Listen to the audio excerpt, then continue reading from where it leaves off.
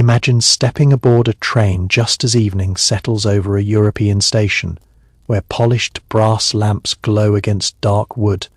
Porters move quietly along the platform, and the soft hiss of steam hangs beneath the station roof. You are not simply boarding a train, you are entering a world designed to make the journey itself feel like a destination. For more than a century, the Orient Express has carried an almost mythical reputation, associated with elegance, secrecy, wealthy travelers, diplomats, artists, adventurers, and people who preferred their journeys to remain private. Yet the most fascinating part of the train was not simply its famous name or the glamorous destinations printed on its timetable. It was the hidden luxury built into the experience, much of which ordinary passengers could never see. Behind the polished doors and velvet curtains was a carefully organized world where comfort depended on dozens of people working almost invisibly throughout the night. Every detail, from the sheets placed on a bed to the silverware arranged in a dining car, was part of an elaborate performance designed to make passengers forget that they were moving through countries at high speed on a machine of steel and steam. When the original Orient Express began operating in the 19th century, long-distance travel was still physically demanding. Railways had transformed Europe, but traveling across borders could involve uncomfortable carriages, unpredictable schedules, rough sleeping arrangements, and long hours spent in ordinary compartments.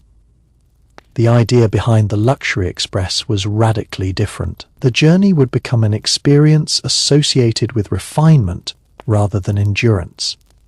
Instead of simply carrying passengers from one city to another, the train would attempt to recreate the atmosphere of an exclusive hotel while traveling through the night. Its passengers could dine, sleep, dress for dinner, socialize, read, write letters, and watch unfamiliar landscapes pass beyond the windows. The train became a moving hotel whose rooms happened to be connected by narrow corridors and whose foundations were constantly trembling beneath the wheels. The exterior could appear surprisingly restrained. The real spectacle began when a passenger entered the carriage. Dark polished wood, decorative panels, brass fittings, upholstered seats, carefully designed lighting, and thick curtains created an atmosphere very different from the ordinary railway compartments of the period. The designers understood that luxury was not merely about expensive materials. It was also about control. The passenger should not have to think about where food came from, how beds were prepared, how luggage was handled, or who cleaned the compartment. All of those tasks were supposed to happen quietly in the background. This was one of the great secrets of luxury travel. The passenger experienced calm because someone else was constantly working. A porter might appear at the platform to take luggage before the traveller even stepped aboard. Another member of the staff could assist with tickets and directions. Inside the carriage, attendants were expected to understand the rhythm of the passengers and anticipate needs without becoming intrusive. A traveller might return from dinner to discover that the compartment had been transformed from a sitting space into a sleeping room. The bed had appeared almost magically. Fresh linens had been arranged, curtains had been drawn, lighting had been adjusted. Personal belongings could be placed carefully where they would be easy to find. The passenger was not meant to witness the transformation. The luxury depended partly on the illusion that it happened by itself. The sleeping compartments were particularly fascinating because space was limited. A railway carriage could never provide the same room as a grand hotel, yet clever design allowed the available space to serve several purposes. During the day, seats provided a comfortable place to sit, converse, or read. At night, the compartment could be converted into a sleeping area. Depending on the configuration and period, travellers could have access to upper and lower berths, wash basins, mirrors, storage spaces, curtains, and other conveniences that made overnight travel considerably more comfortable than ordinary train journeys. But the true luxury was not necessarily the size of the room, it was privacy. In an age when crossing Europe could take days, Privacy was valuable. Wealthy travelers could close the door, pull the curtains, and create a small private world while countries passed outside. The compartment became a temporary residence. A traveller could write letters without an audience, change clothes, read late into the night, or simply sit quietly while the train carried them farther east. Outside the window, mountains, forests, villages, rivers, and cities disappeared into darkness. Inside, the steady rhythm of the wheels created a strange sense of separation from the world. Then there was the dining car. For many passengers, dinner aboard the Orient Express was the heart of the experience. The train did not treat food as a simple necessity. Dining was part of the theatre of luxury. Tables could be arranged with fine linens, polished cutlery, glassware, and carefully presented dishes. Lamps created a warm atmosphere, while the landscape outside became a moving backdrop. A passenger could sit down to dinner in one country and wake up in another. The kitchens themselves were far less glamorous than the dining room. They were compact, hot, crowded, and dependent on extraordinary organization. Preparing sophisticated meals inside a moving carriage presented challenges that would make even an experienced modern chef uncomfortable. Space was limited. Supplies had to be stored carefully. Cooking equipment had to function despite the movement of the train. Ingredients had to be loaded according to the route and schedule. Staff had to work quickly because every meal existed within a strict timetable. Yet passengers were expected to experience none of this difficulty. The dining room was supposed to feel effortless. That contrast between visible luxury and invisible labor defined the entire train. Behind every polished table was someone who had cleaned it. Behind every neatly folded napkin was someone who had prepared it. Behind every comfortable bed was an attendant who had worked while the passenger slept. The Orient Express was luxurious, partly because it concealed the machinery of its own hospitality. Meals could also become social performances. Travelers from different countries could find themselves sitting at the same table, exchanging polite conversation while wearing formal clothing. Wealth, occupation, nationality, and personality all became part of the invisible social atmosphere. A diplomat might sit beside a businessman. An aristocrat could share a dining car with an artist or an adventurous traveller. People who would never have encountered one another in ordinary life could meet because they were temporarily moving in the same direction. This created one of the train's most enduring qualities, mystery. The enclosed environment of the train naturally encouraged stories. Everyone had somewhere to go, but nobody knew exactly where everyone else had come from. A passenger could appear elegant and respectable while carrying a private history that remained unknown to the other travellers. Conversations could begin over dinner and end at the next station. A stranger could disappear behind a compartment door and never be seen again. The train therefore became a perfect setting for tales of secrets and intrigue. Popular culture later transformed this atmosphere into something even more dramatic, but the basic ingredients were already present. There were private compartments, international passengers, long nighttime journeys, border crossings, formal dinners, unfamiliar languages, and a constantly changing landscape. Even without a crime or conspiracy, the setting itself felt mysterious. The Orient Express also offered something that modern travellers sometimes find difficult to imagine: the romance of distance. Today, crossing Europe can be accomplished quickly by airplane. Airports connect major cities in a matter of hours. Yet speed removes much of the sensation of travelling between worlds. On the Orient Express, distance was visible and audible. You could feel the train accelerating, slowing, stopping, and starting again. You could hear footsteps in the corridor. You could feel the vibrations beneath your bed. At night, the occasional whistle announced another stage of the journey.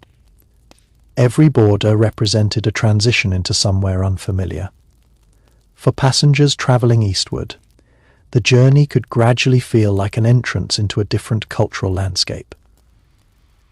Languages changed, architecture changed, food changed, clothing changed, station signs became unfamiliar. The farther the train travelled, the more distant the familiar world seemed.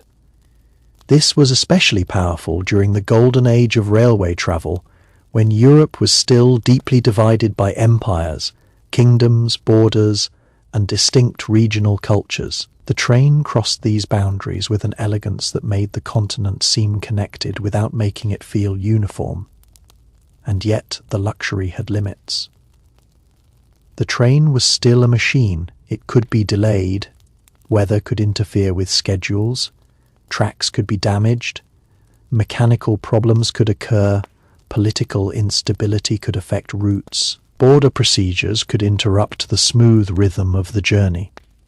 Passengers might imagine that the train existed outside ordinary life, but it never truly did. It depended on governments, railway companies, mechanics, station workers, cooks, cleaners, porters, engineers, and countless others. The glamour therefore rested on a vast infrastructure. But the deeper you look into the experience, the more you realize that the luxury of the Orient Express was built from hundreds of small details that passengers might barely notice. The famous dining rooms and sleeping compartments were only the visible layer. Beneath them was an elaborate system of routines, expectations, and carefully managed spaces. Even the way a passenger entered the train could become part of the experience. The platform was busy with luggage, railway employees, travellers, and departing passengers. Yet once the door closed behind you, the outside noise seemed to fade. The polished interior created a boundary between ordinary travel and the private world of the carriage. The corridor became a kind of passage between different worlds. A few steps could take you from a quiet sleeping compartment into a lively dining room. You might pass a traveller reading a newspaper, an attendant carrying folded linens, or another passenger returning from dinner. Because the corridors were narrow, encounters were almost unavoidable, yet etiquette required a certain restraint. People were expected to behave with courtesy and discretion. The train was intimate enough that everyone could potentially hear conversations, notice movements, and recognize familiar faces, but private enough that people were expected not to interfere with one another. That balance between intimacy and privacy was one of the most distinctive features of the journey. A passenger could spend an entire night surrounded by strangers and still know almost nothing about them. You might recognize the gentleman who always appeared in the dining car, at the same hour, or the woman who sat near the window each morning, but their lives remained largely hidden. In this sense, the train was almost like a small temporary city. Everyone had a place. Everyone followed a routine, and everyone was moving toward another destination. There was also something unusual about the relationship between time and travel aboard such a train. In ordinary life, a person might think about the distance between two cities in terms of maps or roads. On the Orient Express, distance became a physical sensation. You could hear the wheels turning beneath the carriage and feel the train slowing as it approached a station. You could notice the change in rhythm as the train crossed different sections of track. You could wake in the middle of the night and realize that the train had continued traveling while you slept.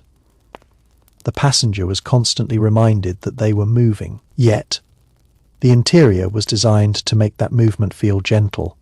The combination of heavy furnishings, upholstery, curtains, carefully constructed compartments, and attentive service helped soften the physical sensation of railway travel. The train could be rushing through the countryside, but inside, passengers could sit comfortably with a book or enjoy dinner as though they were inside a stationary hotel. This illusion was especially impressive considering the technology of the era. Modern travellers are accustomed to climate control, smooth suspension, powerful lighting, electronic communication, and instant access to information. Early luxury trains operated under much more demanding conditions. Their designers had to create comfort with mechanical systems that were far less advanced than those available today. Lighting itself was an important part of the atmosphere. A harsh light could make an interior feel industrial, while softer illumination created warmth. The goal was not simply to make the carriage visible. It was to create a mood. At night, lamps reflected from polished surfaces and glassware, making the dining room feel almost theatrical. The darkness outside made the interior appear even more intimate. This contrast was crucial. The darker the landscape became, the more inviting the interior seemed. A passenger could sit beside a window and see almost nothing except occasional lights from distant houses, railway signals, or stations. Those brief flashes of civilization would appear and disappear in seconds. Then darkness would return. Inside, dinner continued. Someone might be speaking quietly across the table. A waiter might place another glass on the table. Cutlery would make a faint sound against porcelain. Somewhere farther down the train, a door would close. The train continued forward. These small sounds became part of the experience. The Orient Express was also a place where food could communicate status. Fine dining was not simply about satisfying hunger. It was about ceremony. The order in which dishes arrived, the presentation of food, the choice of beverages, the arrangement of the table, and the behavior of the staff all contributed to the atmosphere. Passengers were encouraged to slow down. That may sound strange today, when travel is often associated with efficiency, but luxury travel once depended on the opposite principle. The journey was valuable, partly because it was slow enough to be enjoyed. Dinner could occupy a significant portion of the evening. Conversation had time to develop. A meal did not have to be rushed, because the train itself was the destination for those hours. There was no need to check a phone or rush toward a gate. There was simply the next course, the next conversation, the next station. And beyond the windows, the darkness. The dining car could also become a place of observation. Travellers naturally watched one another. Clothing, manners, accents, luggage, and conversation could offer clues about where people came from. In a closed environment, even ordinary behaviour could seem interesting. Perhaps one passenger spoke several languages. Another carried an unusual piece of luggage. Someone else seemed to know the staff unusually well. Another passenger spent most of the evening alone. None of these things necessarily meant anything, but the train encouraged imagination. This was one reason why stories of mystery became so naturally associated with the Orient Express. The environment already contained many of the ingredients needed for intrigue. There were private compartments, unfamiliar travellers, international borders, long nights, and a sense that everyone aboard had a destination, but perhaps also a secret. Real life was usually less dramatic than fiction, but reality did not need to be dramatic to be fascinating. A passenger might simply be travelling to meet family, conduct business, attend a diplomatic appointment, visit a distant city, or enjoy a holiday. Yet because the train brought people together under unusual circumstances, ordinary lives could appear mysterious from the outside. The staff had to master this atmosphere as well. Discretion was part of professional service. Wealthy and important travellers often valued privacy. An attendant could hear personal conversations, witness arguments, notice unusual behaviour, or learn details about a passenger's affairs. The best service required knowing when to speak and when to disappear. This is another hidden element of luxury, silence. A modern idea of excellent service sometimes involves constant attention, but traditional luxury hospitality often worked differently. The ideal attendant was present when needed, and almost invisible when not needed. A passenger should never feel abandoned. but neither should they feel watched. On a train, this was particularly important because space was limited. An attendant could not simply disappear into a huge hotel corridor.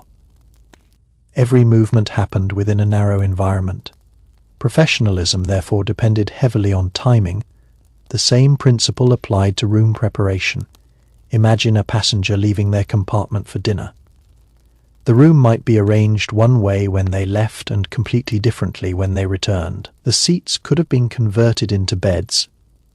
Blankets and pillows could be placed neatly. Curtains could be drawn. Washing facilities could be refreshed. Small personal items could be organized. The passenger might never see the person responsible.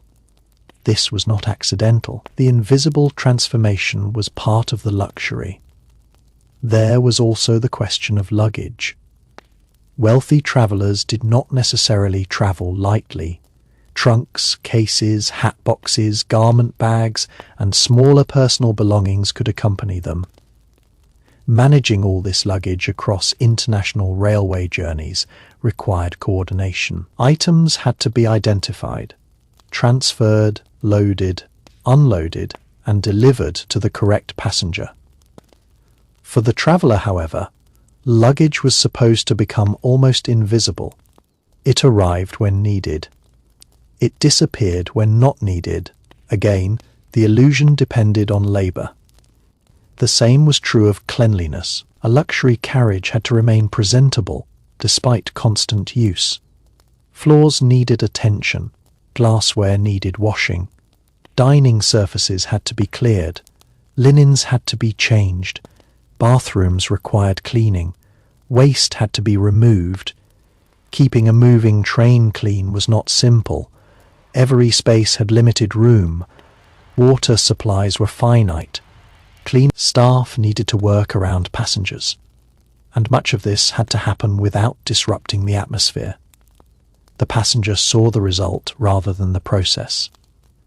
That distinction appears repeatedly when examining historical luxury. People remember the beautiful finished product. They rarely remember the infrastructure required to create it. The Orient Express is a perfect example because its glamour depended so heavily on controlled presentation. Even the railway stations along the route became part of the experience. Stations were transitional spaces where passengers briefly encountered the outside world. Porters appeared with luggage railway. Officials handled documentation. Local staff moved around the platform. Different languages could be heard. As the journey continued, another layer of the Orient Express began to reveal itself. The remarkable psychological effect of being inside a world that seemed completely separate from ordinary life. Once the train had left a major station behind, the passenger no longer needed to think about roads, directions, traffic, or distances. The railway carried them forward with a confidence that was almost hypnotic. Outside the windows, darkness rushed past. Inside, the lamps remained steady, the carpets softened footsteps, and the polished surfaces reflected small pools of golden light. It was an environment designed to make movement feel peaceful. This was especially powerful at night. Daytime travel allowed passengers to observe the changing landscape, but nighttime created a different kind of luxury.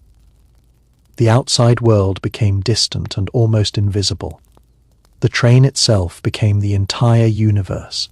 The sound of wheels against the rails formed a repetitive rhythm, sometimes gentle and sometimes surprisingly loud. Every so often the train would sway through a curve or slow as it approached a station. Then, after a brief pause, the movement would begin again. For someone lying in a sleeping compartment, these sounds became part of the experience. The train was never completely silent. There might be footsteps in the corridor, a distant door closing, the faint clatter of dishes being moved, or the whistle of the locomotive. Yet these sounds were strangely comforting because they confirmed that the journey was continuing.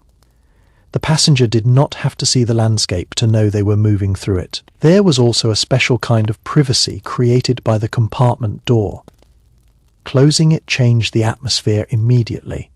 The corridor disappeared. Other passengers became distant.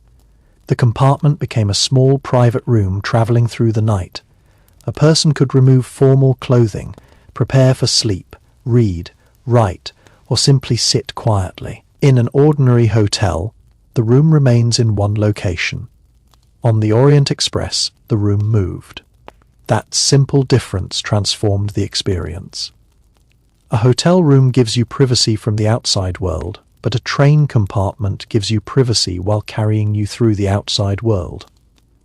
The two ideas exist together. You are protected and exposed at the same time. The window allows the world to pass before you, while the closed door keeps you apart from it. This combination made the sleeping compartment one of the most fascinating spaces on the train. During the day, it could feel like a private sitting room. At night, it became a bedroom. In the morning, it became a place to prepare for another day of travel. The same small space could serve multiple purposes without ever. The design required efficiency. Every available surface mattered. Storage had to be carefully arranged because travellers carried clothing and personal belongings. Mirrors helped make the compartment feel larger and allowed passengers to prepare themselves. Curtains controlled light and privacy. Wash basins provided basic personal convenience. Beds had to be comfortable enough for overnight travel, but compact enough to fit the carriage design. Luxury here was not about enormous space. It was about making limited space feel sufficient. That is an important distinction. A grand mansion could impress through size. A luxury train had to impress through cleverness. Every centimetre had to work. The designers had to think about how passengers moved, where luggage could be stored, where staff could stand, how doors opened, how beds folded away, and how dining spaces could accommodate people without creating chaos. The result was a form of luxury based on precision. The same precision appeared in the dining service. A formal meal inside a moving train required coordination. The kitchen staff could not simply prepare dishes whenever convenient. Food had to arrive in a sequence. Plates had to be cleared. Tables had to remain presentable. Staff had to move efficiently through narrow spaces. At the same time, passengers should never feel rushed. The challenge was to create the impression of abundance inside an environment where resources and space were limited. This required planning long before the meal began. Ingredients had to be selected. Supplies had to be loaded. Cooking equipment had to be prepared. Tableware had to be cleaned. Menus had to be organized. Staff had to know their responsibilities. By the time the first passenger sat down, much of the work had already happened. The passenger simply experienced the final result. This was the philosophy of service on the entire train. Luxury meant removing inconvenience from the passenger's attention. If a traveller needed something, they should not have to struggle to obtain it. If luggage needed to be moved, someone else handled it. If the room needed to be prepared, an attendant took care of it. If food was required, the dining service provided it. The passenger's responsibility was simply to enjoy the journey. This may sound ordinary today, but historically, it represented a major shift in how wealthy people experience transportation. A railway journey no longer had to mean enduring the railway. Instead, the railway itself could become a place of comfort. This distinction helped establish the idea of luxury trains that followed.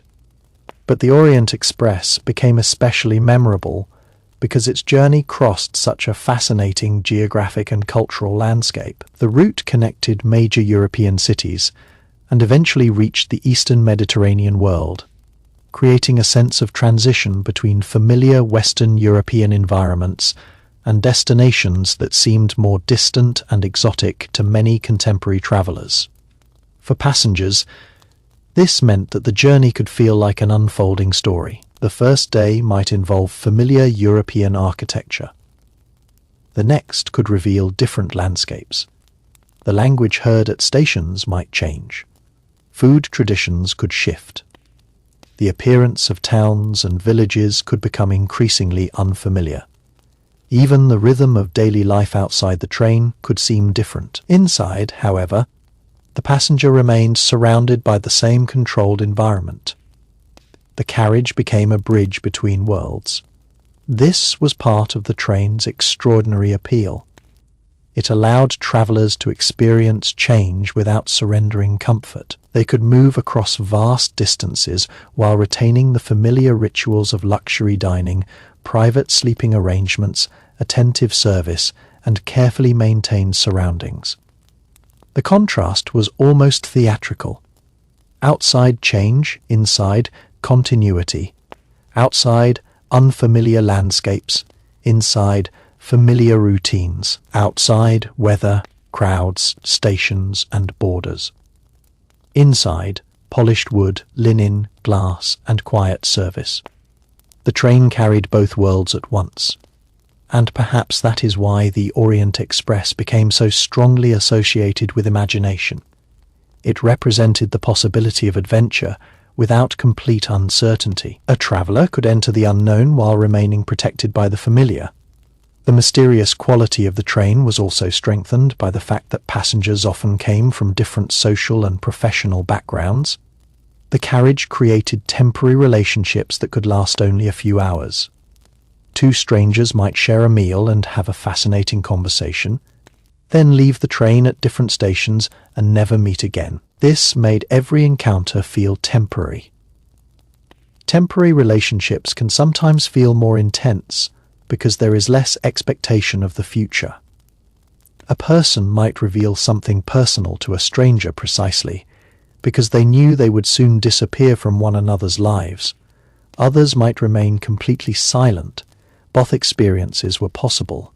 The train allowed people to decide how visible they wanted. Some passengers could become social figures within the dining car. They might enjoy conversation, exchange stories, and build temporary friendships. Others could retreat into their compartments and remain almost invisible. The train accommodated both personalities. That flexibility was another form of luxury.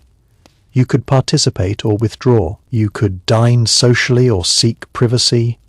You could read or converse. You could watch the landscape or ignore it. The train provided the setting, but the passenger decided how to use it. There was also a fascinating relationship between wealth and anonymity. A wealthy traveller could afford privacy, but on the train, even wealthy people were surrounded by strangers. Everyone had a compartment. Everyone moved through the same corridors. Everyone depended on the same railway system. Social differences remained, but the physical environment brought people closer together. A famous person could walk through the corridor and encounter a powerful official could wait for a meal alongside another passenger. The train created a strange temporary equality of space. Everyone was moving. Everyone had a destination. Everyone was subject to the same timetable. Of course, the experience was not truly equal. Different passengers could have different levels of accommodation, service, and influence. But the physical closeness of the carriage created opportunities for encounters that might not happen elsewhere. This contributed to the train's reputation as a place where stories could begin. A chance meeting in the dining car could become a friendship. A conversation could lead to business. A stranger's comment could inspire curiosity. A shared delay could create a temporary bond. Even a simple exchange at breakfast could become memorable because it happened aboard a legendary train. The surroundings made ordinary moments feel significant. There was another side to the Orient Express that became apparent only after spending enough time aboard. The train changed the way passengers experienced ordinary moments. A simple breakfast could feel ceremonial. A short walk down the corridor could become an opportunity to observe unfamiliar faces. Looking through a window could become an hour of quiet entertainment. Even preparing for bed could feel different when the room itself was travelling through the night. This was partly because the train removed many of the distractions of ordinary life. There were no streets to navigate, no hotel lobby to cross, no carriage to hail, and no destination to reach immediately. Once the doors closed and the train departed, the passenger entered a controlled rhythm. The schedule was no longer entirely theirs. The railway determined when they would stop, when they would move, and when they would arrive. For someone accustomed to controlling every detail of a journey, surrendering that control could feel surprisingly luxurious. The passenger could simply look out of the window and watch the world move. In daylight, this could be mesmerizing. The train might pass through farmland where workers appeared briefly in the distance. Villages could emerge around bends in the railway, church towers, bridges, wooded hills, rivers, and industrial towns could appear and disappear within minutes. The passenger did not need to search for these sights. They came directly to the window. There was no need for an itinerary of attractions. The railway itself provided the view, and because the train continued moving, the scenery never remained still long enough to become ordinary. A landscape that might have seemed unremarkable from a road could become fascinating when seen from a moving carriage. The changing perspective made familiar objects appear new. Then there were the moments when the train entered a tunnel. The windows suddenly became black mirrors. For a few seconds, the outside world vanished completely. Passengers could see reflections of themselves and the interior of the carriage. Then, almost as quickly, daylight returned. These small transitions became part of the rhythm of the journey. Light, darkness, light again. Station, countryside, city, mountain, river. The train constantly changed its surroundings while maintaining the same interior atmosphere. That consistency was important because it gave passengers a feeling of stability. The outside world could be unpredictable, but inside the carriage the environment remained familiar. This was especially valuable during long journeys. Travelers could establish routines. They might wake at a particular hour, dress, have breakfast, spend the morning reading, eat lunch, watch the scenery, dress for dinner, socialize in the evening, and return to their compartment at night. The train became a temporary schedule for life. For some passengers, this regularity may have been one of the most relaxing aspects of the experience. There was also a certain pleasure in knowing that other people were following the same rhythm. The dining car might become busier at predictable times. Corridors could be lively before meals and quiet afterward. In the morning, passengers appeared again, sometimes exchanging brief greetings with people they had encountered the previous evening. The train gradually created familiarity among strangers. A person who had been completely unknown at departure could become recognizable by the second day. You might know where they preferred to sit. You might recognize their voice. You might know whether they traveled alone. Yet you could still know very little about them.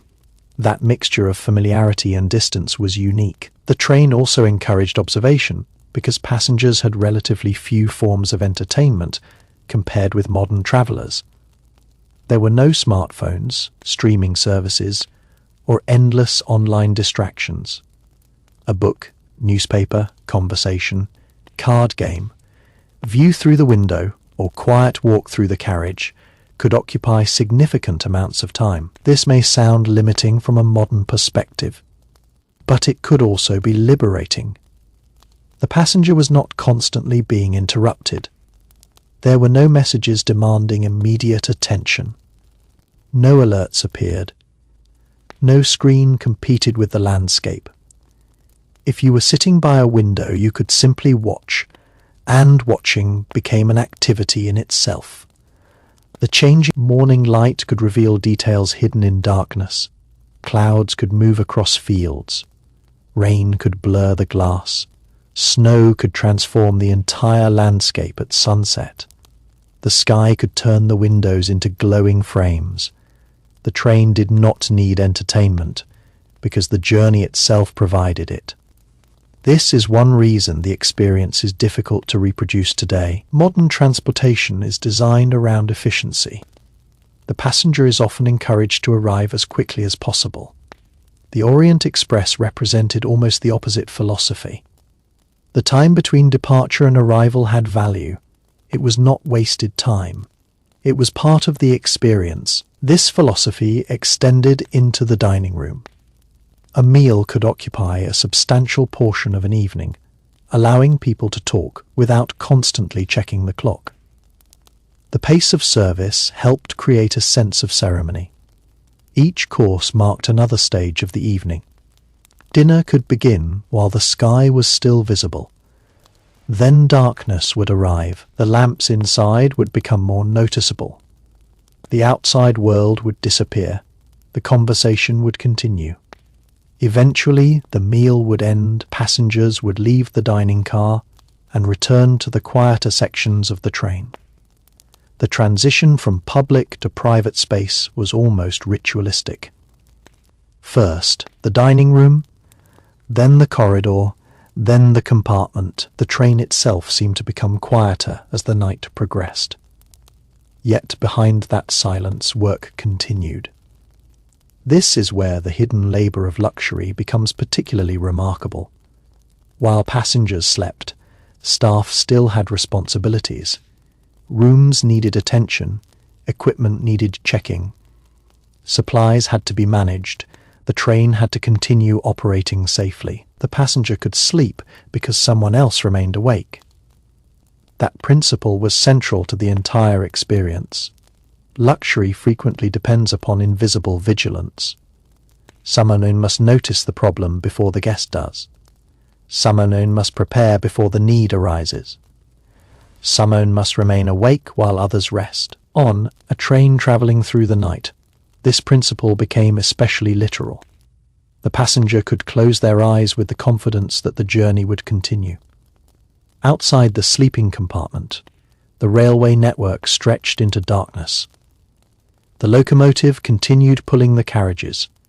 Engineers and railway personnel remained responsible for the movement of the train. Signals had to be observed.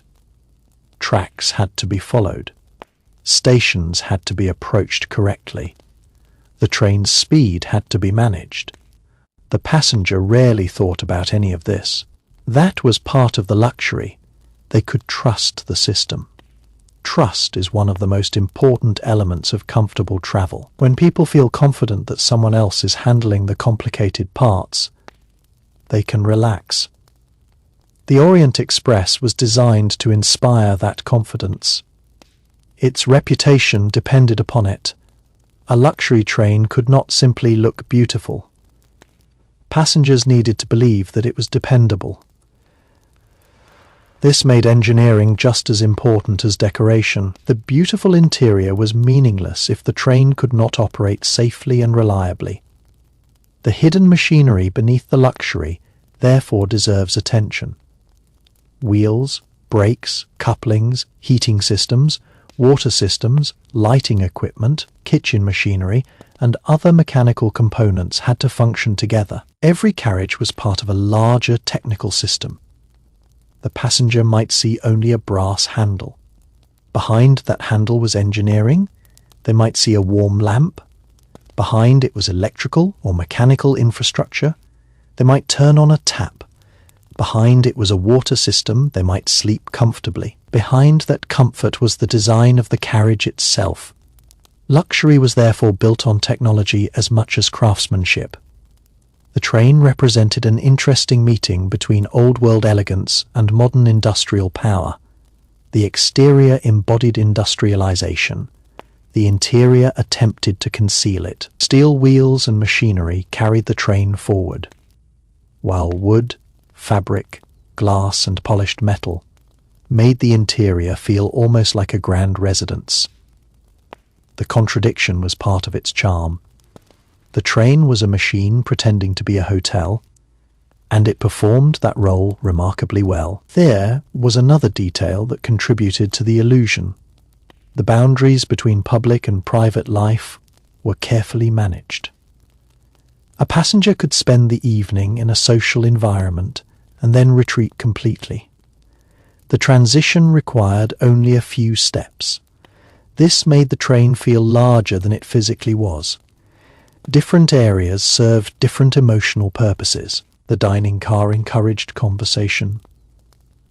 The lounge, where available, encouraged relaxation. The corridor provided movement and encounters.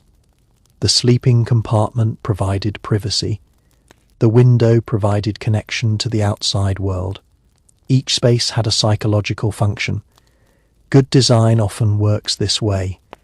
It does not simply tell you where to sit, it influences how you behave.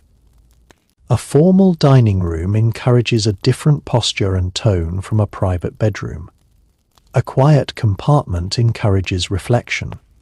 A busy station encourages alertness. The Orient Express moved passengers through these different environments without requiring them to leave the train. There was a particular kind of silence that existed aboard the Orient Express after midnight. It was not complete silence because a train could never truly become quiet.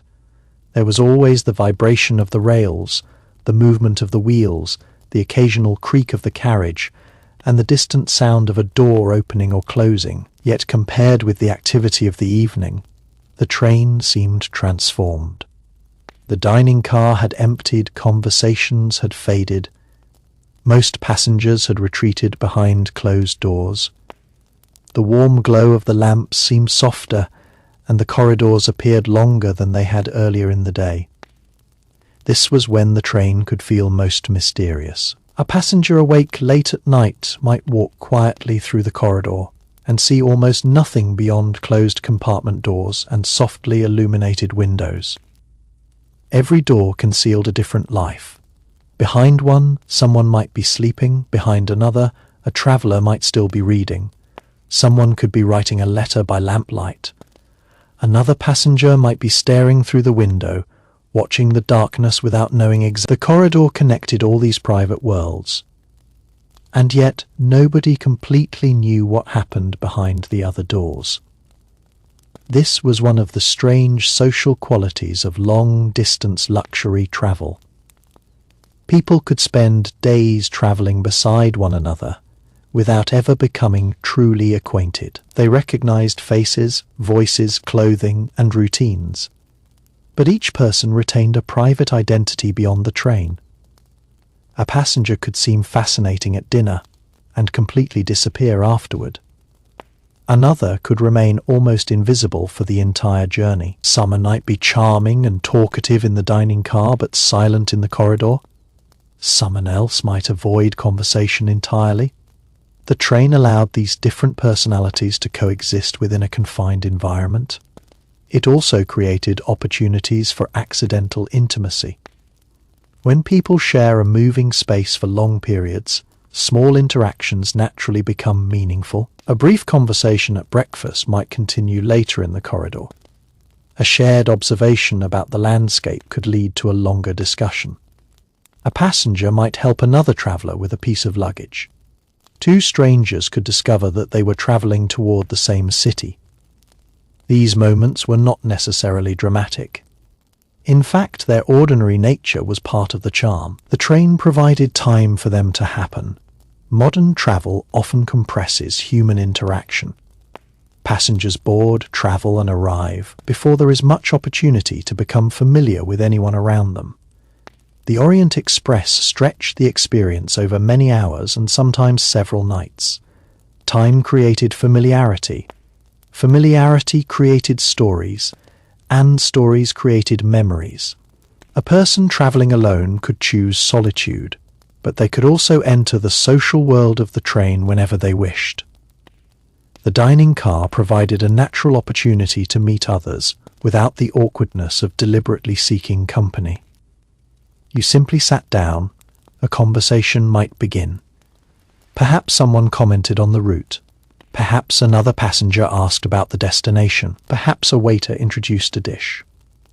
A few simple words could open an entire evening. This was a world before constant digital connection, when conversation was one of the primary forms of entertainment. People carried books, newspapers, notebooks, letters, cards, and maps. These objects became companions during the journey. A map could be especially fascinating. A passenger might trace the route with a finger and imagine the distance already covered.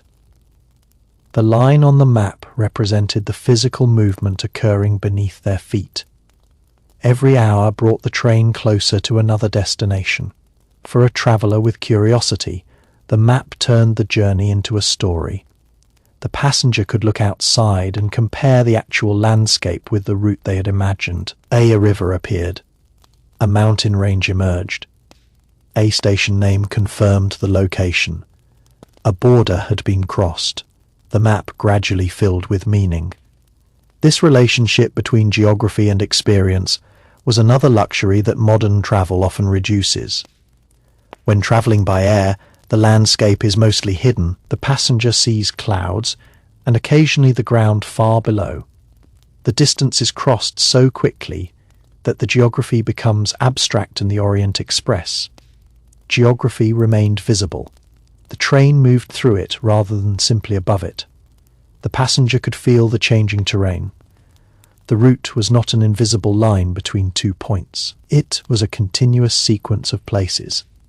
That continuity made the journey feel substantial. It also gave passengers a deeper sense of Europe as a connected but diverse continent. Different landscapes could appear one after another, each revealing another part of the world. The train did not erase borders. It made them part of the experience. A station could mark the beginning of another cultural environment. New railway workers might appear. Different signs could be visible. New accents could be heard. The passengers might notice differences in clothing, architecture, food, or customs. Yet the train remained the same. The carriage continued, the service continued, the familiar interior followed the traveller across borders. This created an almost surreal contrast. Outside, everything changed. Inside, almost nothing did. The same table, the same seat, the same corridor, the same compartment, the same rhythm. The passenger could move thousands of miles without losing the familiar environment. This is one of the strongest definitions of luxury, being able to experience change without surrendering comfort. The train offered exactly that. And there was another detail that contributed to this sense of continuity. The staff, a familiar attendant, could become an anchor within the constantly changing landscape. Stations changed, passengers came and went, scenery transformed, but the same members of the train staff could remain part of the journey. Their presence created familiarity. They knew the train, they knew the routines, they knew the timetable, they knew where things were kept, they knew how to respond when the train moved suddenly or stopped unexpectedly. For passengers, this knowledge created confidence. A traveller unfamiliar with the route could rely on someone who understood it completely. That relationship between expertise and luxury remains powerful. The passenger does not need to know how something works. They only need to know that someone else does. This was particularly important on a complicated international journey. There were borders, schedules, connections, luggage arrangements, and changing railway systems to consider. The passenger could simply follow instructions. At the right time, they would be told where to go. Their luggage would be handled. Their documents would be managed according to established procedures. Their meals would be served. Their sleeping space would be prepared. The train created a protective layer around the traveller. This was especially attractive to people who had the money to avoid ordinary inconveniences. But the luxury had another dimension that is easy to overlook: the ability to control one's exposure to other people. A traveller could choose when to participate. This was different from some forms of modern transportation, where passengers are packed together with little privacy. On the Orient Express, the private compartment provided a retreat. You could close the door, pull the curtains, lower the light, and disappear. The social world of the train continued outside. but you were temporarily removed from it. This ability to withdraw was a luxury in itself. It allowed passengers to alternate between social life and solitude. Dinner could be social. The night could be private. Breakfast could be social again. The afternoon could be spent alone. The train supported this rhythm naturally. It was almost like having a private residence that occasionally opened into a social club. The dining car was the club. The compartment was the private residence. The corridor was the street connecting them. The railway itself was the road. This comparison helps explain why the train could feel like a miniature city. It had public spaces, private spaces, workers, visitors, routines, and movement. But unlike a city, the entire community, everyone was going somewhere. That shared direction created a subtle bond. Even passengers who never spoke to one another were part of the same journey. They heard the same whistle. They felt the same acceleration. They experienced the same stops. They passed through the same landscapes. The train gave them a shared experience without requiring personal relationships. This was another source of its cultural power. People could later remember not only where they had gone, but how they had travelled. The train itself became part of the story. I travelled there aboard the Orient Express carried a meaning, beyond simply saying which cities had been visited. The method of travel became part of the identity of the journey. That was rare. Most transportation disappears from the memory once the traveller arrives. The Orient Express often remained. The carriage became a character in the story. The train had its own personality, its sounds, its appearance, its rhythm, its rituals, its atmosphere, its reputation. The passenger did not merely ride it. They entered its world, and that world was carefully constructed. The visual design played an enormous role. Polished surfaces reflected the light. Fabric softened the hard edges of the carriage. Curtains created privacy. There was still another secret hidden inside the experience of the Orient Express, and it had less to do with what passengers possessed than with what they were temporarily allowed to forget.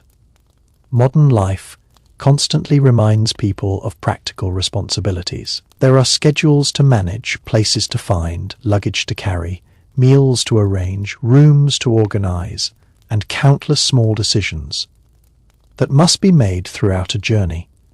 A luxury train attempted to remove as many of these decisions as possible. Once the passenger had boarded, the world of logistics moved into the background. Someone else knew when the train would depart. Someone else knew where the luggage belonged. Someone else prepared the meals.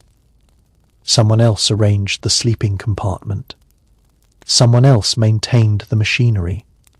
The passenger could simply exist inside the experience. That feeling became particularly powerful when the train travelled for hours without stopping. The outside world gradually lost its importance. Cities disappeared, roads became distant, familiar landmarks vanished. There was only the railway stretching forward, and the quiet certainty that the train would continue. A passenger might sit beside the window and realize that an entire evening had passed without them thinking about where they were.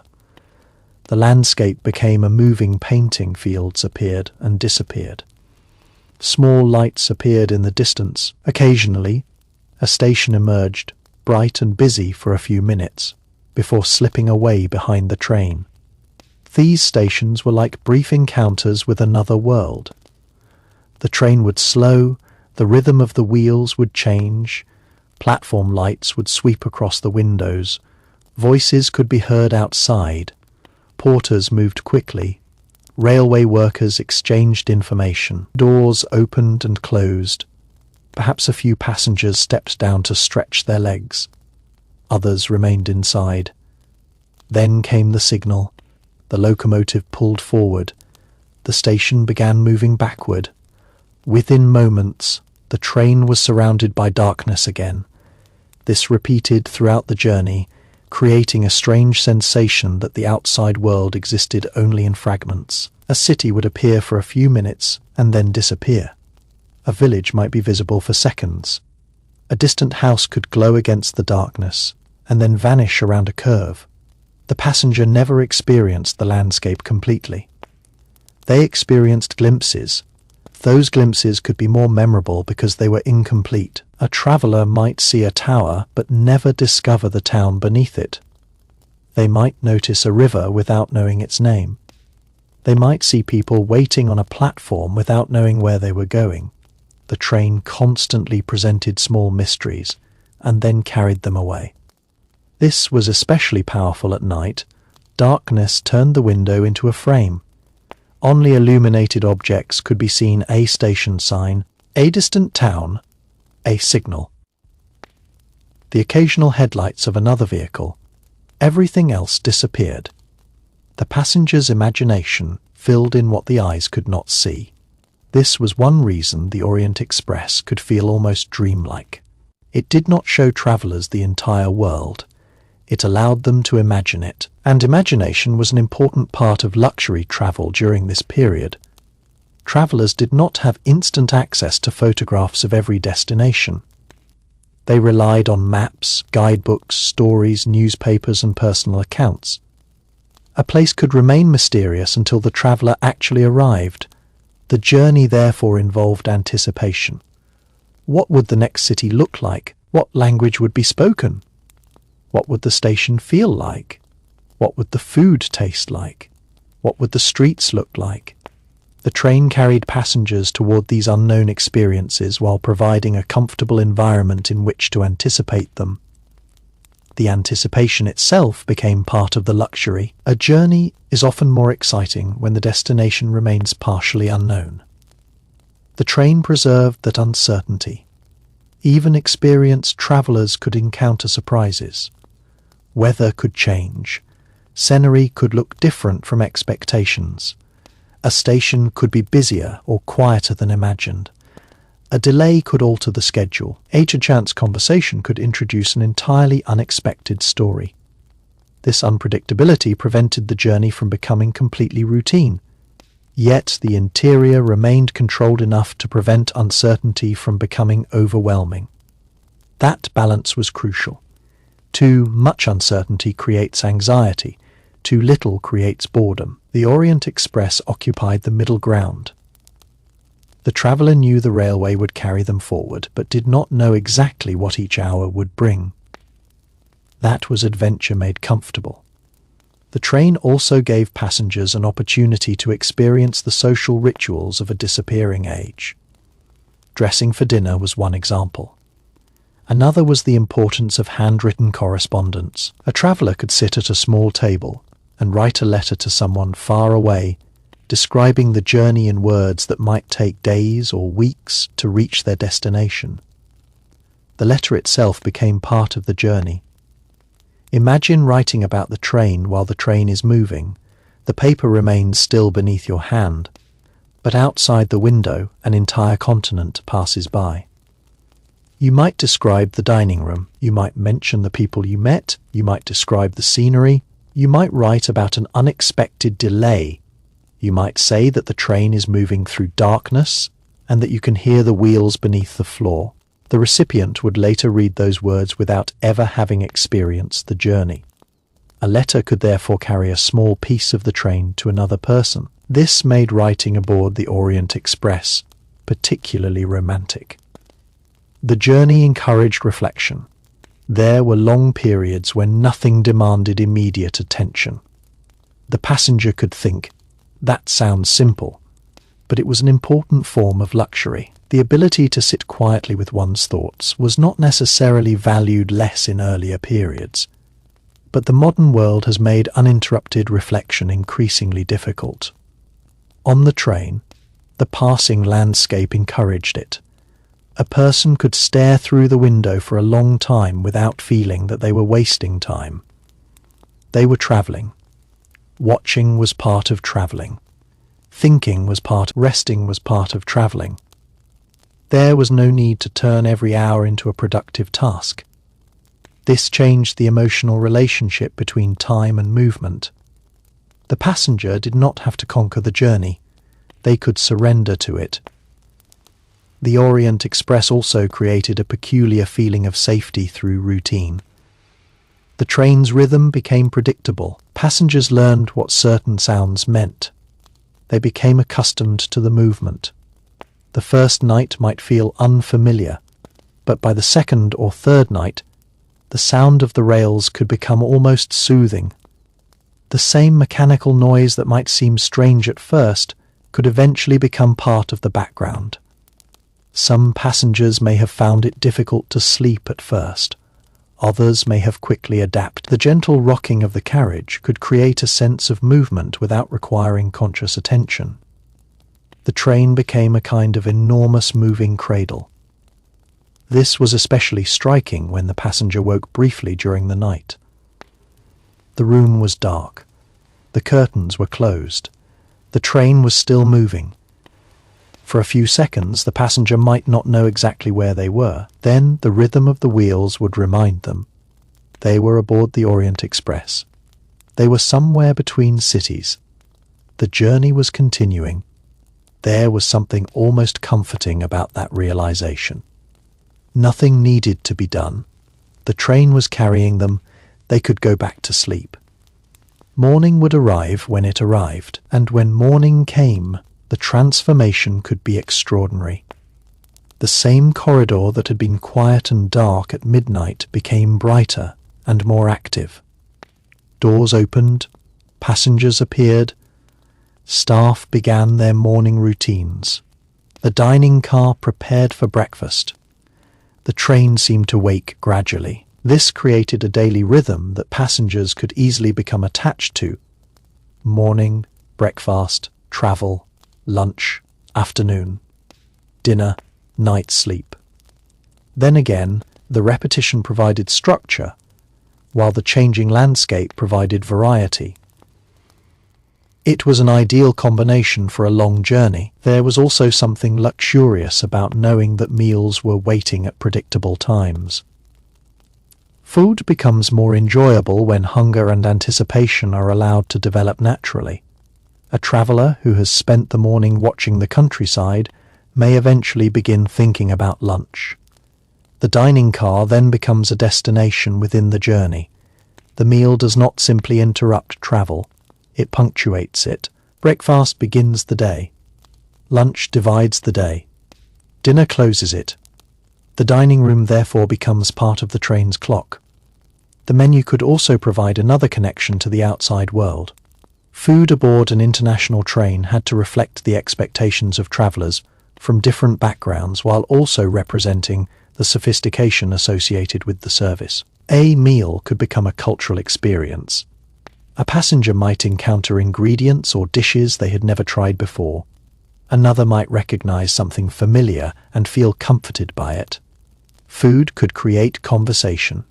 People naturally discuss what they are eating. A dish could lead to questions. A question could lead to a story. A story could lead to another conversation. Again, the train transformed ordinary activities into social opportunities. Even the seating arrangement mattered.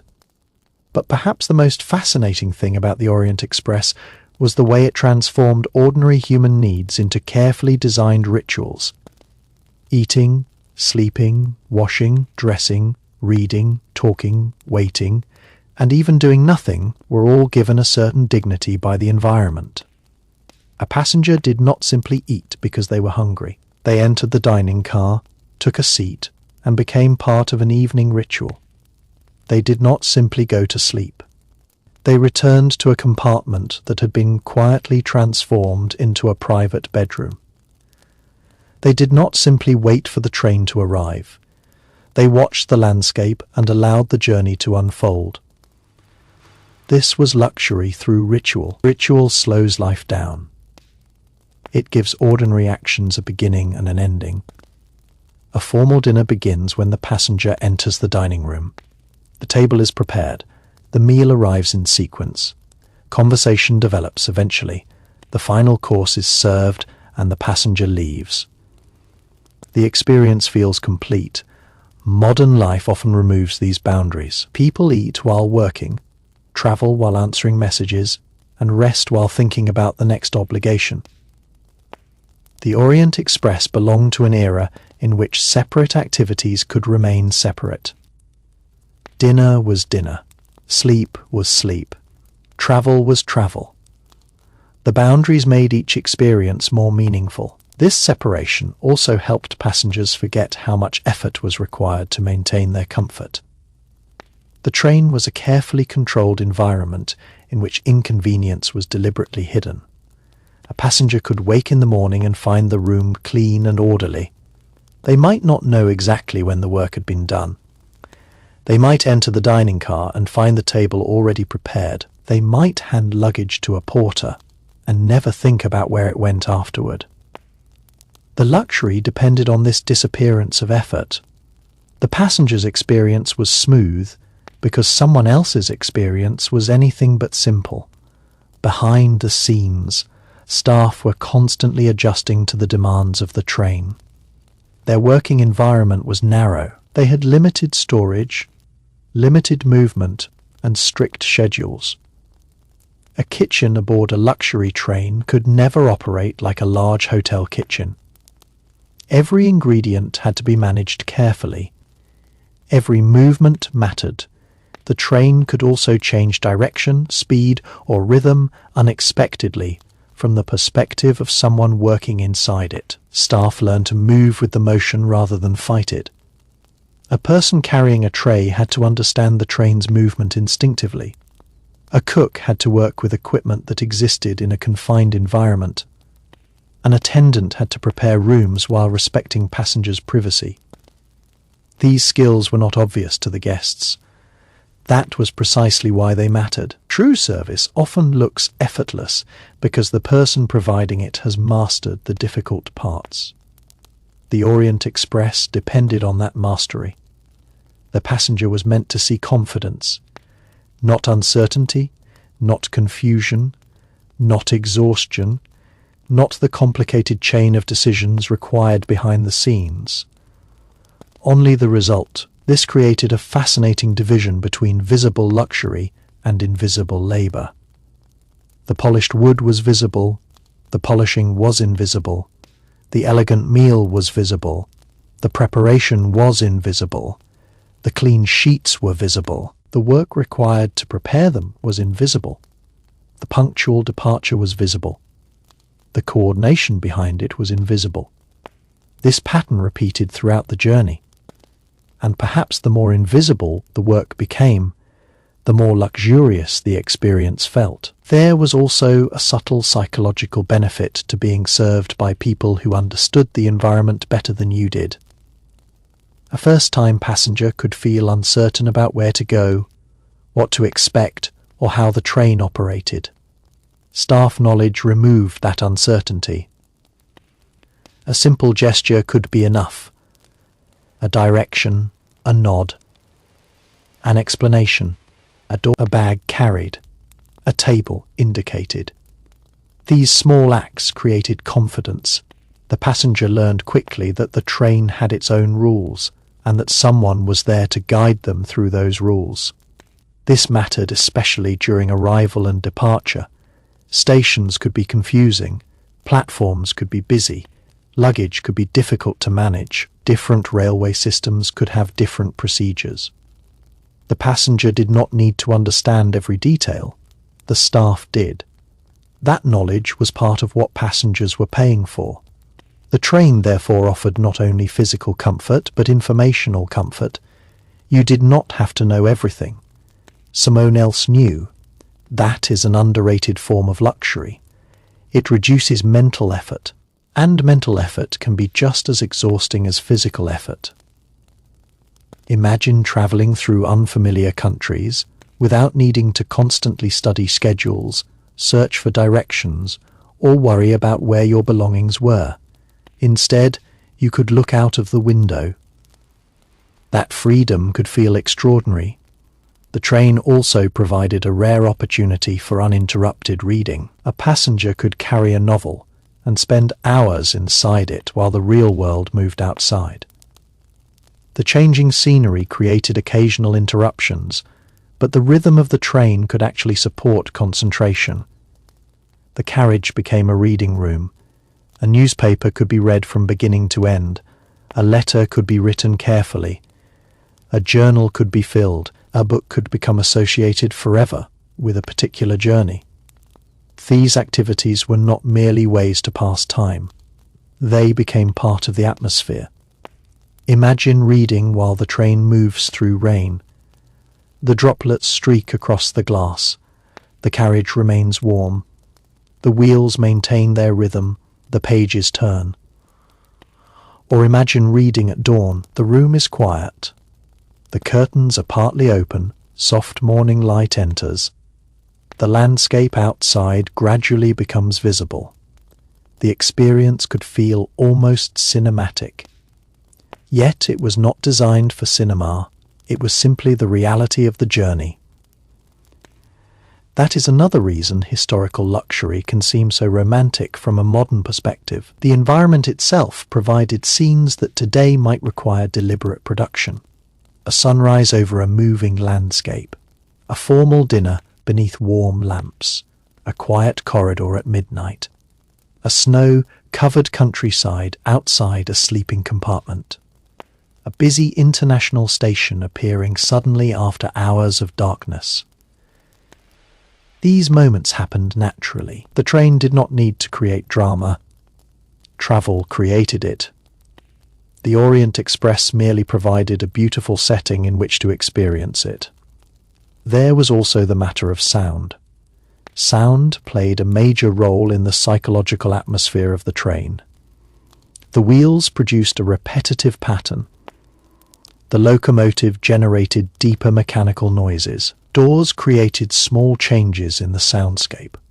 Footsteps travelled through the corridor. Conversation rose and fell. Glassware touched porcelain. Cutlery moved across plates. A whistle could suddenly dominate everything. Each sound communicated something. The wheels meant movement. The whistle meant a transition. Footsteps meant another person was near. Silence meant the train had entered its nighttime rhythm.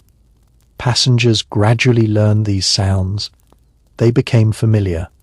Eventually, the train's noise could become almost like background music. This was especially true during sleep. The constant movement provided continuity. A completely silent room can feel strange when travelling. The train never allowed complete silence. That presence could be reassuring. You were never entirely disconnected from the journey. Even while sleeping, you could feel the train moving. You were part of the machine. And yet the luxury interior softened the machine's presence. The passenger experienced the movement without having to confront the machinery responsible for it. That separation was beautifully designed. Steel remained underneath.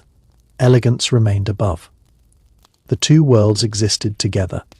The train therefore represented a particular moment in technological history when machinery was becoming increasingly powerful, but had not yet become visually dominant in everyday life. People could experience modern engineering without seeing every component. The result was a romantic version of industrial progress. The railway could carry people across enormous distances, yet the passenger could sit inside an environment that resembled a refined private residence. This combination made the train feel almost futuristic during its early years. To travel rapidly across borders in a comfortable private compartment was an extraordinary experience. The world suddenly seemed smaller. Places that once required difficult journeys became accessible. But the train did not make them feel close. Instead, it allowed passengers to appreciate the distance. That distinction is important. The railway reduced practical distance while preserving emotional distance. You could reach another city more easily, but you still had time to experience the landscape between the two. This created a richer understanding of geography. The destination was not simply there. It was connected to everything between here and there. The train made the in-between visible. This is perhaps the deepest lesson of the Orient Express. The spaces between destinations matter. The hours between departure and arrival matter. The conversations between strangers matter. The quiet moments between meals matter. The landscapes between cities matter. The journey itself matters. That philosophy stands in contrast to the modern obsession with speed. Today, the faster something happens, the more efficient it is considered. The Orient Express belonged to a different idea. The longer a passenger remained aboard the Orient Express, the more the train began to reveal a quality that could not be purchased separately: familiarity. At first, everything was new.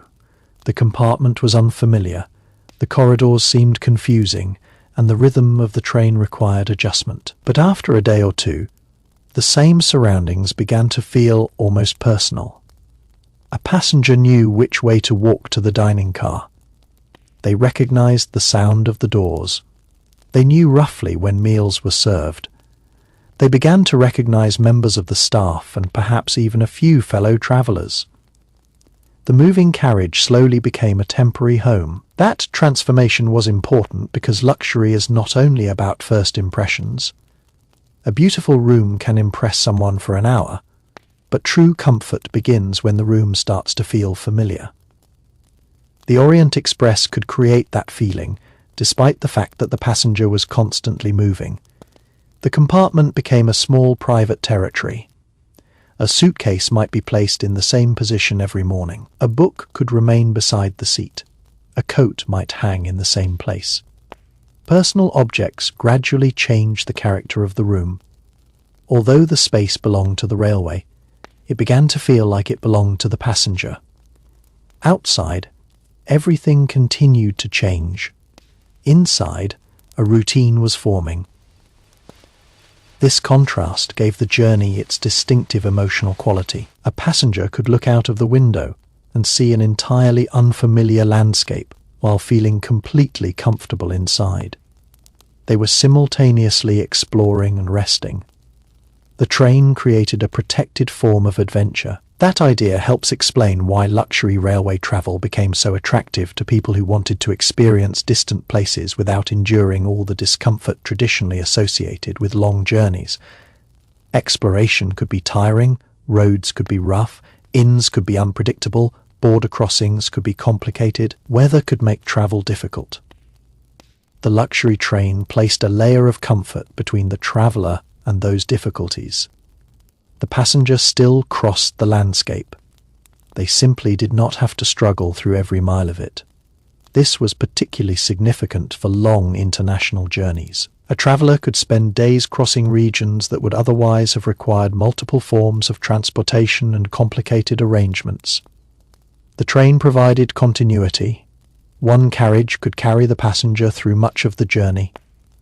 One compartment could remain their private space. One service system could remain familiar. That continuity created confidence. It also created a feeling of belonging. After several days, the passenger was no longer simply someone who had boarded the train. They were part of the train's temporary community. They knew its rhythms. They recognized its sounds. They understood its routines. They could anticipate what would happen next. And this sense of belonging could make departure surprisingly emotional. The final morning might feel different. The passenger could begin noticing details they had previously ignored. The familiar corridor suddenly seemed temporary. The dining car no longer felt like a permanent restaurant.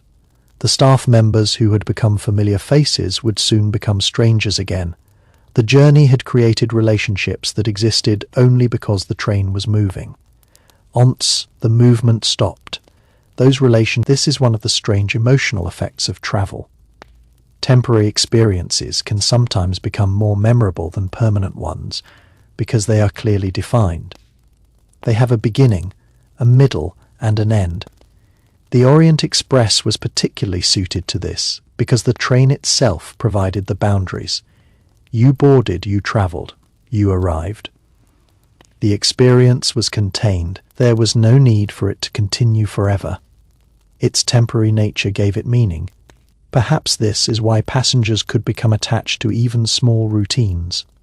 The morning coffee, the familiar seat, the evening meal, the sound of a particular corridor, or the sight of a staff member could become part of the memory. These details were ordinary while they were happening. They became precious afterward. Memory often works this way. We rarely realize that an ordinary moment is becoming a memory until it has already passed. The Orient Express produced thousands of such moments. A passenger might remember waking before sunrise and seeing the first light over the countryside. Another might remember a long dinner conversation. Someone else might remember the sensation of falling asleep while the train crossed a bridge. Another might remember the sound of rain against the window. The train created an enormous collection of small memories, and those memories helped build its legend. The luxury was therefore not only physical, it was emotional. The train gave passengers an environment in which ordinary experiences could become significant. A cup of tea became associated with a particular landscape. A meal became associated with a particular evening. A book became associated with a particular journey. A conversation became associated with a particular destination. The train connected objects and experiences to movement. That made them harder to forget. The relationship between food and memory was particularly powerful. A meal eaten while traveling can remain vivid because taste becomes connected to scenery, atmosphere, conversation, and anticipation. A passenger might remember not only what was served, but where the train was when it was served. Perhaps the landscape outside was covered in snow. Perhaps rain was falling. Perhaps the train was passing through mountains. Perhaps the sky was turning orange. The meal became part of the scene. This is why the dining car represented more than a restaurant. It was a memory-making environment. Its atmosphere was designed to encourage people to remain there long enough for the experience to develop. The tables were not merely places to eat. They were places to talk. The food was not merely nourishment. It was a reason to stay. The lighting was not merely functional. It created mood. The movement of the train was not merely transportation. It created a backdrop. Everything worked together, and when the meal ended, the passenger carried the atmosphere back into the corridor. The transition was subtle. The dining car might remain lively behind them. The corridor might be quieter. The compartment would be waiting.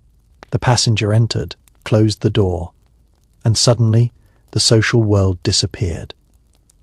This movement between social and private spaces could happen several times a day. It gave the journey a natural rhythm. People were never trapped in one emotional state. They could socialize and then retreat. They could rest, they could watch and then speak. The train offered choices without requiring passengers to leave it. That was a major part of its appeal. The luxury of privacy also extended to personal appearance. In a world where clothing and formal presentation mattered more strongly in public life, the ability to change privately was important. The compartment provided a place where a passenger could prepare themselves before entering the social world of the dining car. The transition could be almost ceremonial. A traveller might begin the afternoon in comfortable daytime clothing. Later, they would return to the compartment and prepare for dinner. The process of dressing became part of the evening. Once dressed, they stepped into the corridor and entered a different atmosphere. The train had transformed, even though the physical carriage was the same. The passengers' behavior changed with it. This demonstrates how much atmosphere depends on human participation. The interior could remain identical, but the mood could change dramatically depending on the time of day. Morning felt practical. Afternoon felt relaxed. Evening felt elegant. Night felt mysterious. The train therefore had a daily personality. It was almost as though the carriage itself changed character as the sun moved across the sky. Morning light entered through windows.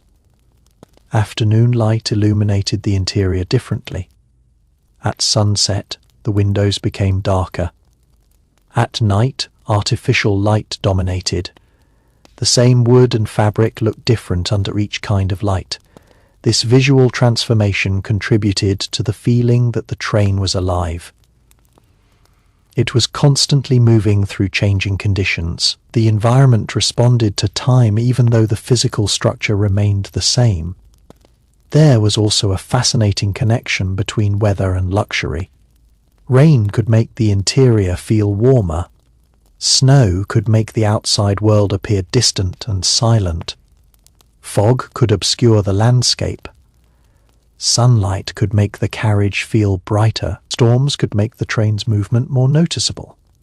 Weather did not necessarily diminish the luxury. It often intensified the contrast between the outside world and the protected interior.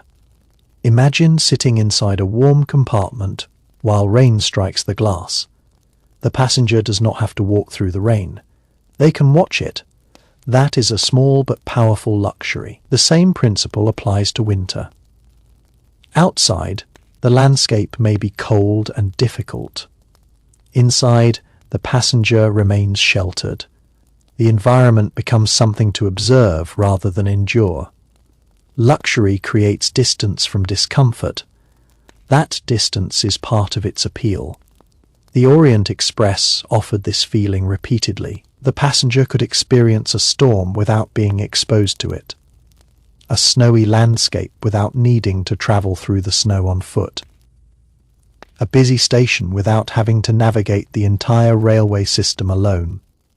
There was yet another layer to the experience of travelling aboard the Orient Express, one that became clearer when the passenger stopped looking at the train as a collection of beautiful objects and began seeing it as a carefully choreographed world.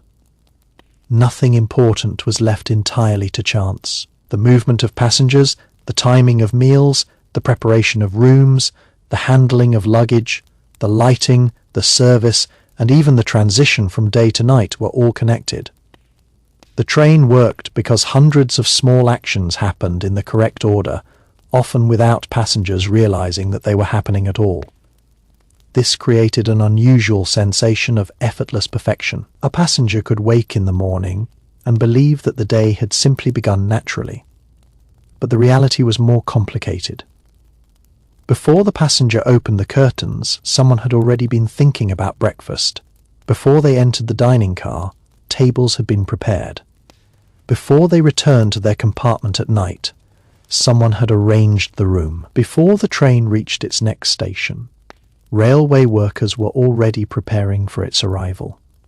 The passenger experienced the final result of all those decisions. That was the essence of the luxury. The more successful the system became, the less visible it was. This principle can be understood by imagining the train during the hours when most passengers were asleep. The corridors were quiet, but the railway was not inactive. The locomotive continued pulling the carriages through the darkness. Engineers and railway workers remained responsible for the safe movement of the train. Staff continued their duties. Supplies had to be managed. Equipment had to remain functional. The train could not simply stop because everyone aboard had gone to bed. The passengers' peaceful sleep depended on other people remaining awake. That invisible responsibility gave the luxury experience a deeper meaning. Comfort was not automatic. It was maintained. The passenger could close their eyes because they trusted the people and systems outside their compartment. And trust is one of the most valuable things a luxury environment can provide. A traveller who constantly worries about whether something will go wrong cannot fully relax, regardless of how beautiful the surroundings are. The Orient Express therefore had to create confidence as well as beauty. Its reputation depended on the belief that the journey was being handled by professionals. That confidence could begin before the passenger even boarded. At the station, luggage was handled. Instructions were provided. The correct carriage was identified. The passenger was guided into the train. Once inside, the transition from public station to private carriage was almost immediate. The noise of the platform remained outside. The door closed. The passenger entered a different environment. This moment of transition was psychologically powerful. A railway station could be crowded, loud, and chaotic. The carriage could be quiet, organized, and elegant. The contrast made the interior seem even more luxurious. It was not merely beautiful by itself, it was beautiful compared with what had just been left behind. The same principle continued throughout the journey. After walking through a crowded station, returning to the compartment felt peaceful. After a formal dinner, returning to a quiet room felt intimate.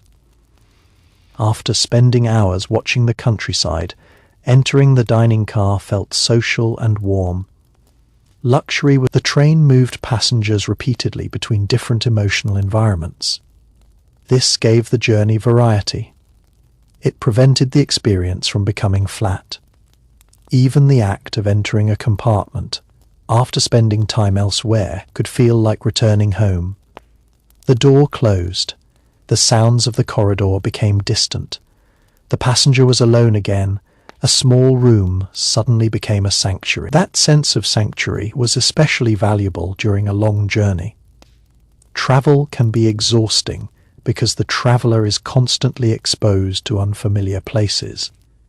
New surroundings require attention. New people require observation. New customs require adaptation.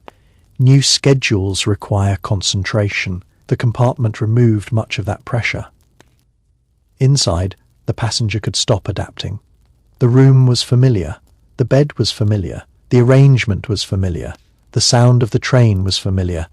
For a few hours, the traveller could simply relax. This is one reason privacy has always been such an important element of luxury. Privacy allows the mind to rest. You do not have to perform. You do not have to speak. You do not have to explain yourself. You can simply close the door. The Orient Express provided this ability within a moving environment. That combination was unusual. A hotel offered privacy but remained stationary. A private carriage could move but was not accessible to everyone. The luxury train combined movement and privacy in a way that felt extraordinary. The passenger could disappear while still traveling across a continent. The outside world continued changing. The passenger did not have to participate in every change. This was a form of controlled isolation. And controlled isolation can be deeply relaxing. But the train never became completely isolated. The window remained. Through it, the passenger could reconnect with the world whenever they wanted. Open the curtain, and there was another landscape. Close it, and the world disappeared. This simple act gave the passenger control over their level of connection. The same could be said of the dining car. If solitude became tiring, social life was available. If social life became tiring, solitude was available. The train allowed passengers to move between the two. This flexibility made the confined environment feel much larger. A passenger was not trapped inside a small compartment. They belonged to a network of spaces. Each space served a different purpose. And because the spaces were connected by corridors, moving between them became the corridor itself could become an observational space. A passenger walking toward dinner might pass several closed doors, hear distant conversation, notice the movement of the train and see the landscape through the windows.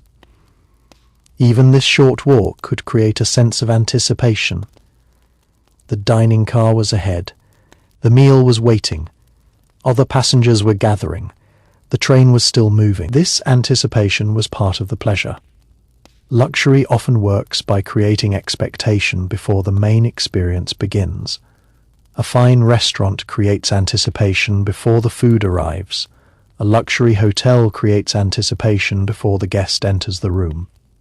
The Orient Express created anticipation throughout the journey. The passenger knew dinner was coming. They knew the next station was approaching. They knew morning would bring another landscape. They knew that the compartment would eventually become a bedroom. The journey contained a sequence of small future experiences. That kept time moving naturally. There was always something ahead. Yet the passenger did not have to rush toward it. The train would bring it to them. This is an important difference between anticipation and urgency. Urgency demands action. Anticipation allows enjoyment. The Orient Express encouraged anticipation. A passenger could look forward to dinner without worrying about getting there quickly. They could look forward to the next city without worrying about navigating the route. They could look forward to sleep without having to find a hotel. Everything was already arranged. The passenger simply moved through the sequence. This created a feeling of being carried not only physically, but psychologically. The train carried responsibility as well as people. That may be one of the most important reasons luxury rail travel remains attractive in imagination. It represents relief from decision. Making modern travelers are often responsible for hundreds of tiny choices: where to eat, which route to take, when to leave, where to stay, how to get from the station, where to store luggage, what to do next. A luxury train reduced many of these questions. The timetable existed, the dining service existed, the sleeping space existed, the route existed. The passenger could focus on experience rather than logistics. This gave the journey a certain mental spaciousness. The physical compartment might be small. The mental space could feel enormous. A passenger could spend an afternoon thinking without interruption. They could write pages in a notebook. They could read an entire chapter. They could watch the landscape until their thoughts slowed. The train created time in which nothing urgent had to happen. That was an extraordinary luxury. And it also explains why the journey could become emotionally significant. When people have uninterrupted time, they often begin thinking about things they normally avoid. Travel can create distance from routine, and distance can create perspective. A passenger might think about home, about the future, about a business decision, about someone they loved, about a place they had left, about a place they hoped to reach. The train did not provide answers, it provided time. Sometimes that was enough. The changing scenery could become a visual companion to those thoughts. A river might appear while the passenger was thinking about the past. A mountain could emerge while they were imagining the future. A sunset could mark the end of an afternoon of reflection. The landscape and the passenger's inner life became connected. This is another reason travel memories can be so powerful. We do not remember places separately from how we felt while seeing them. There was a point in a long Orient Express journey when the passenger could begin to forget that the train was extraordinary at all. The polished wood, carefully arranged tables, private compartments, attentive staff, and constant movement gradually became normal. What had seemed impressive on the first evening became familiar by the third morning. This was not a failure. In many ways, it was its greatest success. True comfort is reached when the environment no longer demands attention. It becomes part of the background, allowing the traveller to focus on the experience itself. The passenger might wake, open the curtains and look outside without thinking about the engineering that had carried them there. Perhaps the train was moving beside a river. Perhaps hills were rising in the distance. Perhaps a small village had appeared beneath the morning light. The passenger could simply watch. Meanwhile, beneath the floor, an enormous mechanical system continued working. The wheels turned, the suspension absorbed movement, the brakes remained ready, the locomotive pulled, signals guided the route, railway workers monitored the journey. The passenger did not need to know any of this. That separation between visible comfort and invisible complexity was fundamental to the experience. The Orient Express was a sophisticated machine disguised as a place of leisure. Its greatest achievement was not hiding the fact that it moved. Passengers could feel the motion. They could hear the wheels. They could sense the train slowing and accelerating. But the movement was incorporated into the experience rather than treated as an inconvenience. A gentle sway could become comforting. The repetitive sound of the rails could become familiar. The distant whistle could become part of the soundtrack of the journey. Instead of fighting the movement, passengers learned to live with it. Eventually, the train's rhythm could become so familiar that silence itself might feel strange after arrival. This is one reason travel can create nostalgia for places that were never truly permanent. The passenger becomes accustomed to temporary sounds, temporary spaces, temporary routines. Then suddenly everything ends. The final hotel feels too still. The stationary bed feels different. The silence feels unusually complete. The traveller may realize how deeply the rhythm of the train had become part of their senses. But while aboard, the movement was almost invisible emotionally. It simply existed. The passenger ate while moving, read while moving, slept while moving, talked while moving. The train turned motion into normal life. That was a remarkable psychological achievement. It also meant that passengers could experience long distances without feeling that they were spending their entire lives in transit. The train became a place to live temporarily, and living requires routines. Morning routines became important. A passenger might wake naturally because of changing light. The curtains could be opened. Fresh air might enter through a window where appropriate. The sounds of the train would already be present. Then came dressing, in a small compartment. Dressing required organization. Clothing had to be arranged carefully. Personal items had to remain accessible. Luggage could not simply be spread across the floor. This created a different relationship with possessions. A passenger could not bring unlimited things into the immediate living area. Every item had to have a place. This encouraged a certain discipline. The compartment remained comfortable because it remained orderly. The staff could assist with certain aspects of this order, but passengers still had to live within the physical limitations of the carriage. The small size of the compartment made every object more noticeable. A mirror could make the space feel larger. A lamp could create warmth. A curtain could make it feel private. A neatly arranged bed could make it feel peaceful. A cluttered room could have the opposite effect. This is why design mattered so much. Luxury could not depend entirely on size. It depended on proportion, materials, lighting organization, and service. A small room could feel luxurious if everything inside it worked together. The Orient Express demonstrated this principle particularly well. The carriage had to accommodate movement, sleeping, storage, and service within a restricted footprint. The designers therefore had to think in 3 dimensions. Every piece of furniture had to serve a purpose.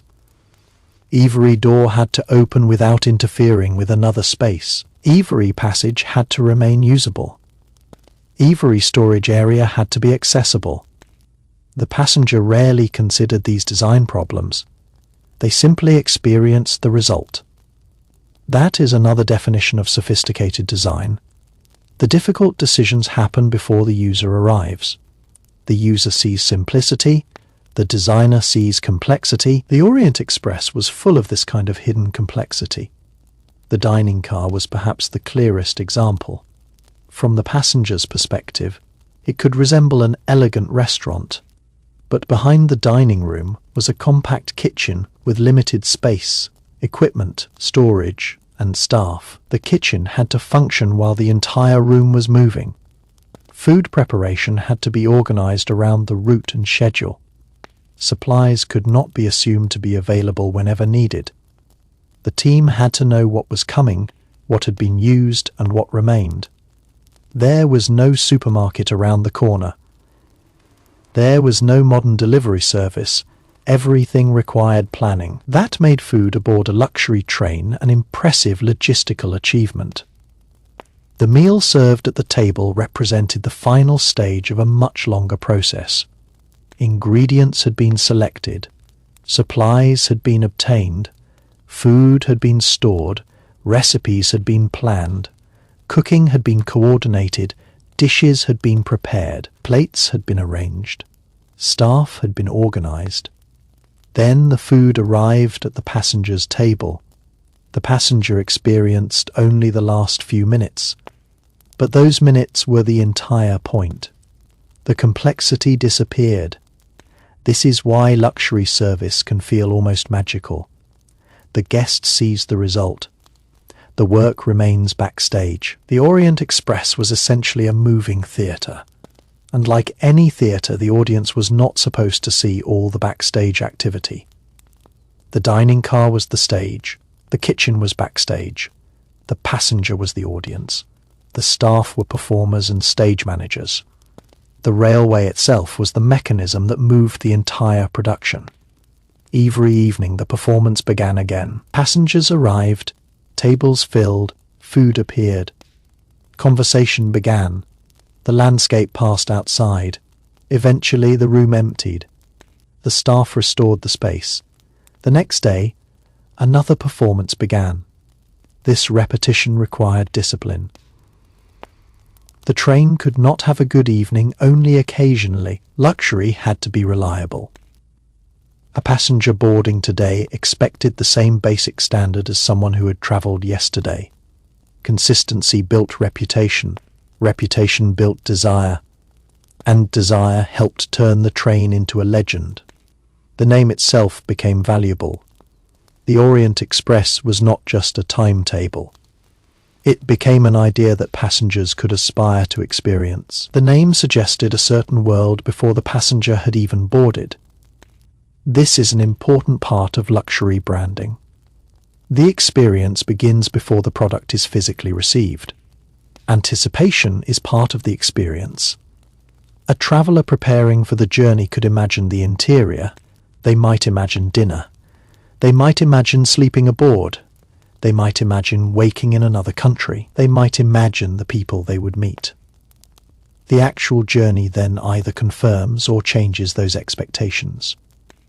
In the case of a legendary train, the expectations themselves became part of the romance. The passenger was not entering an unknown railway. They were entering an established story. That sense of history could make the experience feel larger than the physical journey. The train carried memories of every carriage seemed to contain invisible traces of other journeys. A dining table had hosted countless conversations. A compartment had sheltered countless sleepers. A corridor had witnessed countless arrivals and departures. A station had seen travellers board and leave. The train accumulated stories. That gave it a sense of personality. A modern vehicle can be technically superior and still feel emotionally anonymous. The Orient Express became emotionally recognizable. Its character was built through repetition. Every journey added another layer. Every passenger contributed another memory. The train became a container for stories. This is why the idea of a luxury train is so different from the idea of a luxury airplane. An airplane is generally designed around efficiency. A luxury train can be designed around atmosphere. The airplane tries to minimize the journey. The luxury train can make the journey the main event. That difference changes everything. On a train, the landscape can become entertainment. The dining room can become part of the route. The bedroom can become part of the movement. The corridor can become a social space. The train can function as an entire environment. An airplane has a similar concept in theory, but the scale and duration are different. On a train, the passenger has more opportunities to move around. They can leave the compartment, walk, eat, return, look outside, interact. The physical act of movement inside the train becomes part of the journey. This also creates a sense of freedom. You are not fixed in one seat for the entire trip. You can change your environment. As the journey continued, another subtle transformation could take place. The passenger stopped measuring the trip in miles. and began measuring it in experiences. At first, distance was important. A traveller might know how many hours remained before the next major station, or how far the final destination was. But after settling into the rhythm of the train, those calculations became less important. The journey was no longer something being counted down. It became something being lived. This was one of the greatest luxuries the Orient Express could offer. There was no need to constantly ask how much longer. The train was already doing the work. A passenger could sit beside the window and watch the world change without needing to know exactly how many miles remained. A meal could divide the day, a conversation could fill an afternoon. Sleep could carry the traveller through the night. The destination would eventually arrive. There was no need to chase it. This attitude toward time created an atmosphere that is difficult to reproduce today. Modern travel often encourages passengers to monitor progress constantly. Maps show the exact location, devices display estimated arrival times. Notifications announce delays. Travelers can calculate remaining distance almost to the minute. The Orient Express offered something much simpler. You knew the train was moving. That was enough. The landscape itself became the clock. When the sun rose, the day began. When shadows lengthened, evening approached. When the lamps became the main source of light, night had arrived. The passenger could experience time through the environment, rather than through constant information. This could make the journey feel more natural. There was less pressure to know everything. And uncertainty, when surrounded by comfort, can actually be pleasurable. You do not need to know exactly what will happen next. You simply, a new landscape will appear, a meal will be served, a station will arrive, the train will depart again, morning will come, the journey will continue. This predictable uncertainty gave the train its rhythm. It also encouraged curiosity. What would be outside the window after the next bend? Who would board at the next station? What would the evening atmosphere feel like? Would the weather change? Would the landscape become mountainous? Would the train enter a tunnel? The passenger did not need to seek entertainment. The journey provided it naturally. This was particularly important in an era before digital entertainment transformed travel. A passenger could not simply fill every empty moment with a screen. Empty moments remained empty unless the traveller chose to fill them with something. And that emptiness was not necessarily negative. It could become restful. A person could sit quietly. Thoughts could wander. The eyes could follow the landscape. The mind could slow. The absence of constant stimulation allowed ordinary details to become a tree moving past the window, a distant farmhouse, a railway signal, a flock of birds, a station platform, a passing locomotive, a small town. These things might seem insignificant when viewed for a second, but when there is time to watch, they become part of the journey. The passenger becomes an observer.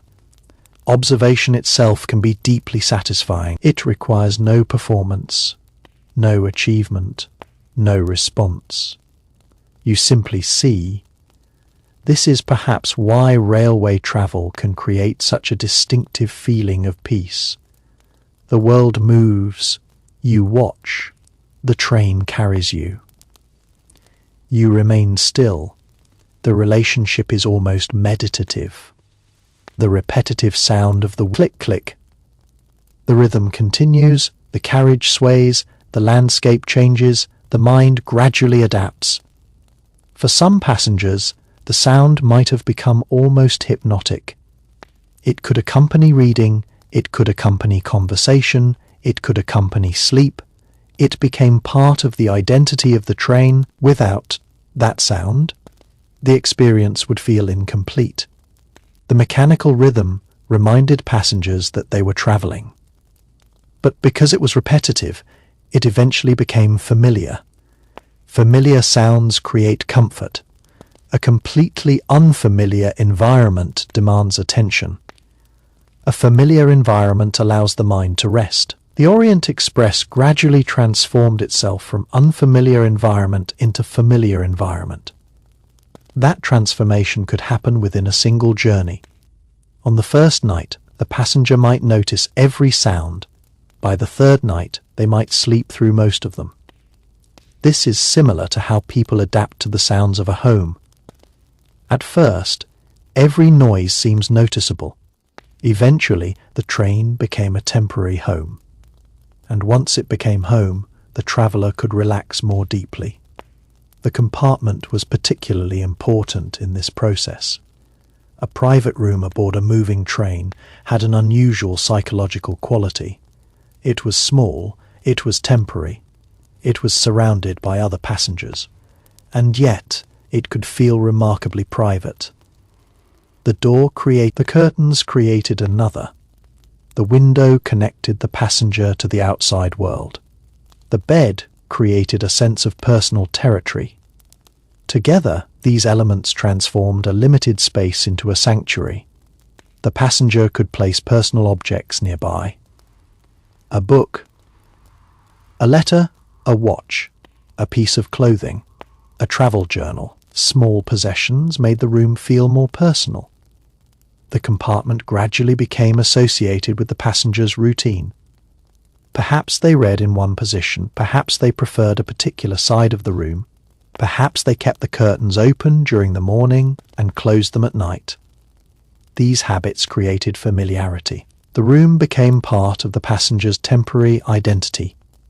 Outside the door, the social world continued. Inside, private life continued. The boundary was physical but also emotional. This is why privacy was such an important part of luxury. Privacy is not merely the absence of other people, it is the ability to control access to yourself. You decide when the door opens, you decide when conversation begins, you decide when the curtains close, you decide when you want to be alone. The train gave passengers that control, and because the journey could last many hours or days, that control became increasingly valuable. A passenger who enjoyed socializing could spend hours in the dining car. A passenger who preferred solitude could spend most of the day in their compartment. Neither was necessarily unusual. The train accommodated both. This flexibility also made the experience suitable for different kinds of travelers. Some passengers may have been fascinated by conversation. Others may have preferred books. Some may have travelled for business. Others for leisure. Some may have wanted to be seen. Others may have wanted to disappear. The same environment could accommodate all of them. That was a sophisticated form of hospitality.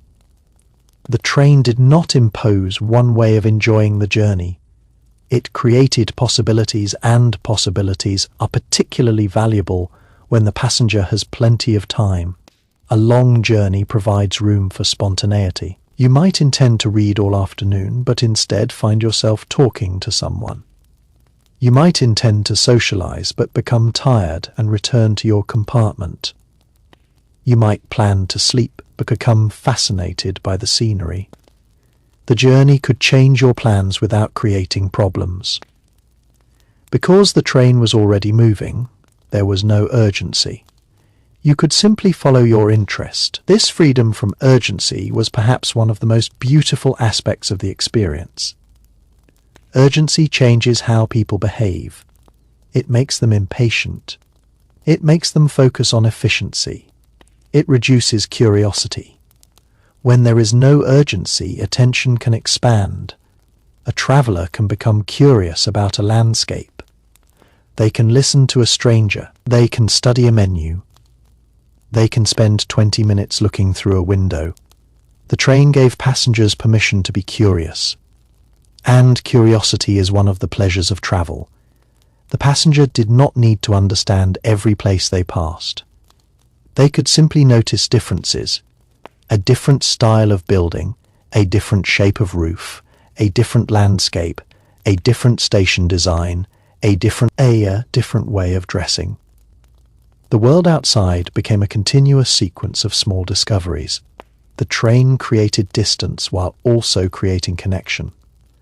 Every place was different, yet the railway connected them. The passenger could move from one cultural environment to another without having to abandon the familiar interior. That continuity made international travel feel manageable. The train carried passengers across geographic and cultural boundaries, while maintaining a stable environment around them. This was especially powerful for travellers who might otherwise have found long international journeys demanding. The luxury environment acted as a buffer. It softened the transition. The passenger could experience foreignness without losing comfort, and that combination helped make the journey feel adventurous without becoming overwhelming. Adventure is most enjoyable when there is somewhere safe to return to. The compartment was that place. After exploring the dining car or watching an unfamiliar landscape, the passenger could return to a private room. The door could close, the world could become quiet. This repeated explore, return, socialize, withdraw, observe, rest. The rhythm created emotional balance. It also created a sense of personal control. The passenger could decide when to step into the larger world and when to retreat from it. The longer the journey lasted, the more the Orient Express could begin to feel like a world separated from ordinary geography. Passengers knew that cities, villages, rivers, mountains and borders were passing outside, but the interior gave them a remarkable sense of continuity. The same polished surfaces remained around them. The same corridors connected one part of the train to another. The same rhythm continued beneath their feet. They were moving constantly, yet their immediate surroundings seemed almost untouched by the movement.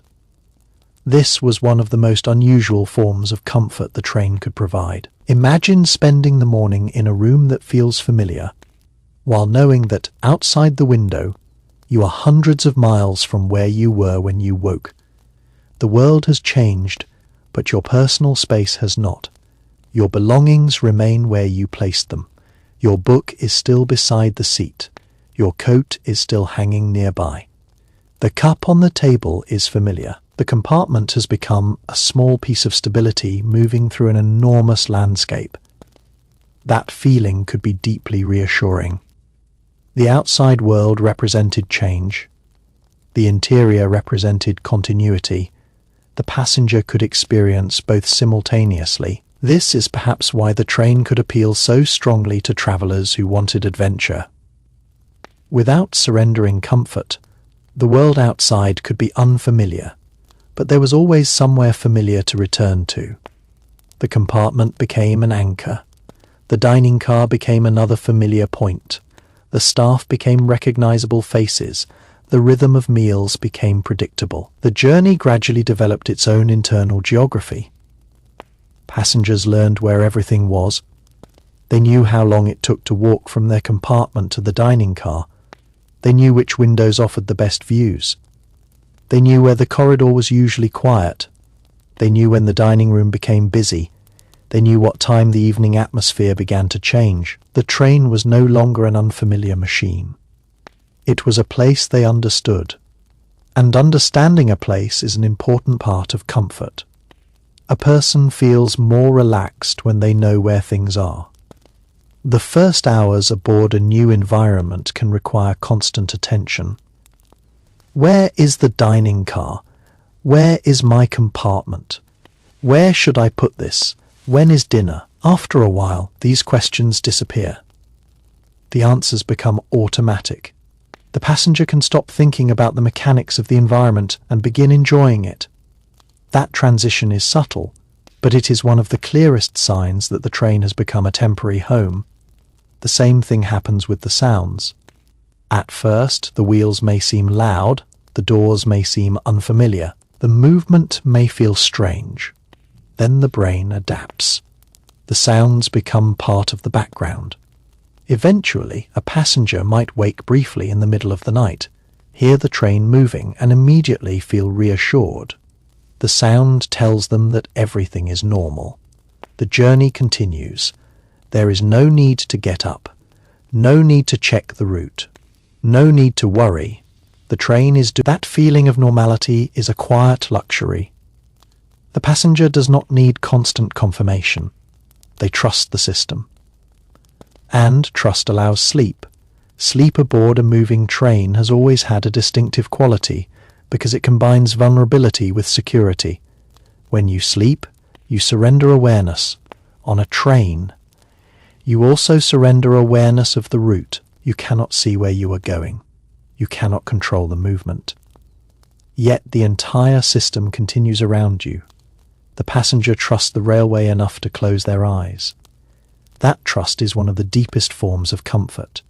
It is also why the morning arrival can feel so remarkable. You fall asleep in one environment. You wake in another. The transition happened without your conscious participation. The train carried you through the night. Perhaps you crossed a river. Perhaps you passed through mountains. Perhaps you entered another region. Perhaps the train stopped at several stations. You experienced none of it consciously. And yet you arrived closer to your destination. Sleep had become part of the journey. This was one of the great advantages of overnight rail travel. Time spent sleeping did not stop the journey. The railway continued working while the passenger rested. In a sense, the train turned the night into travel time without making the passenger sacrifice their sleep. That was practical. But aboard a luxury train, it was also elegant.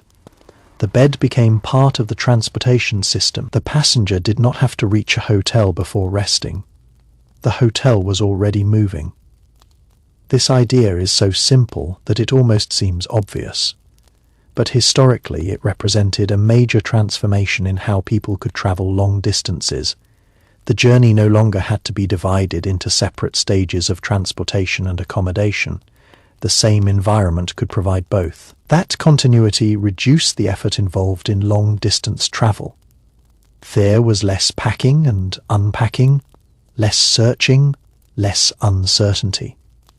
The passenger could remain within one carefully managed environment.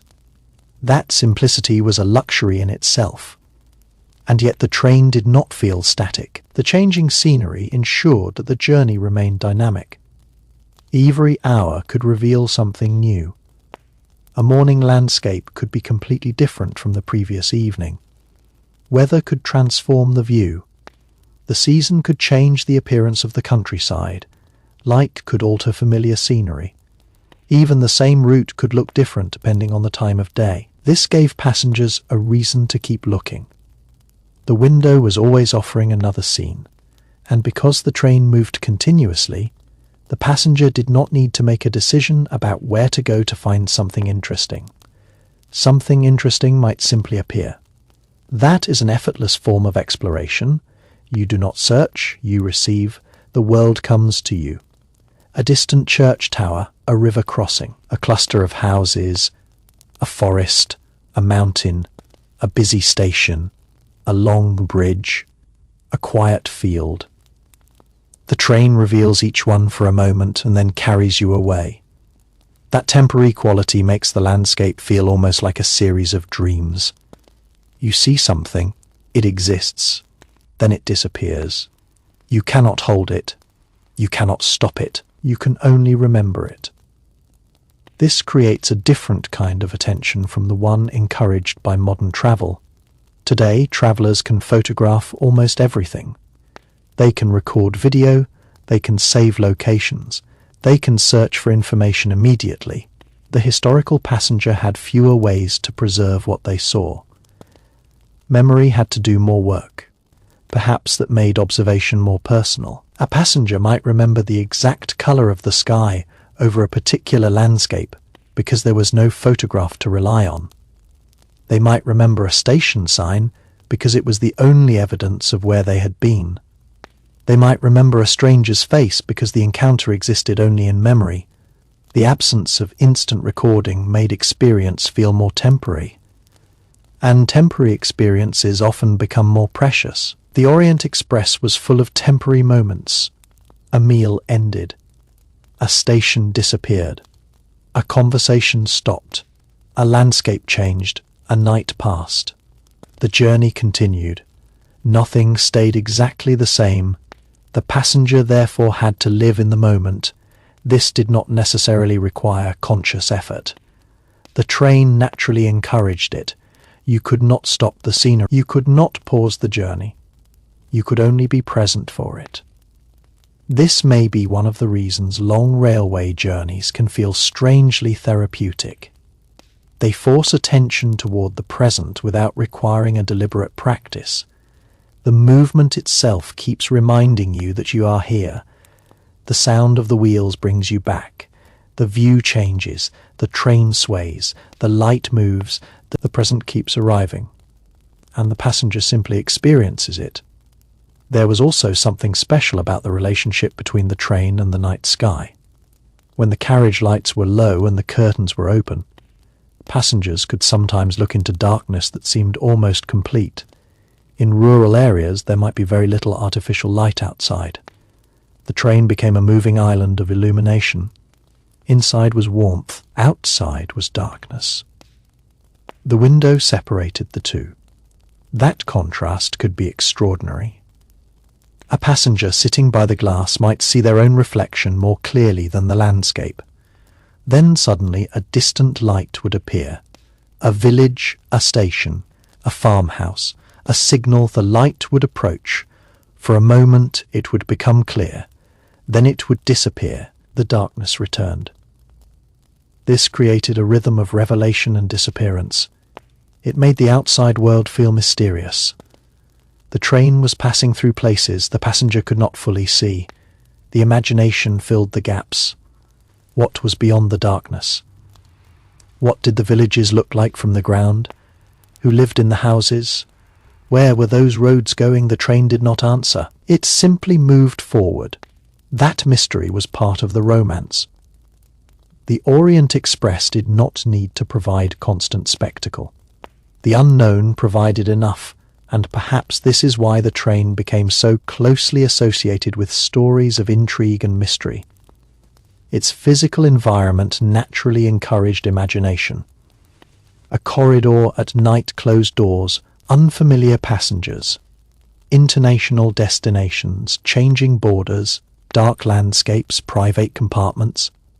These elements created a setting in which almost any story seemed possible.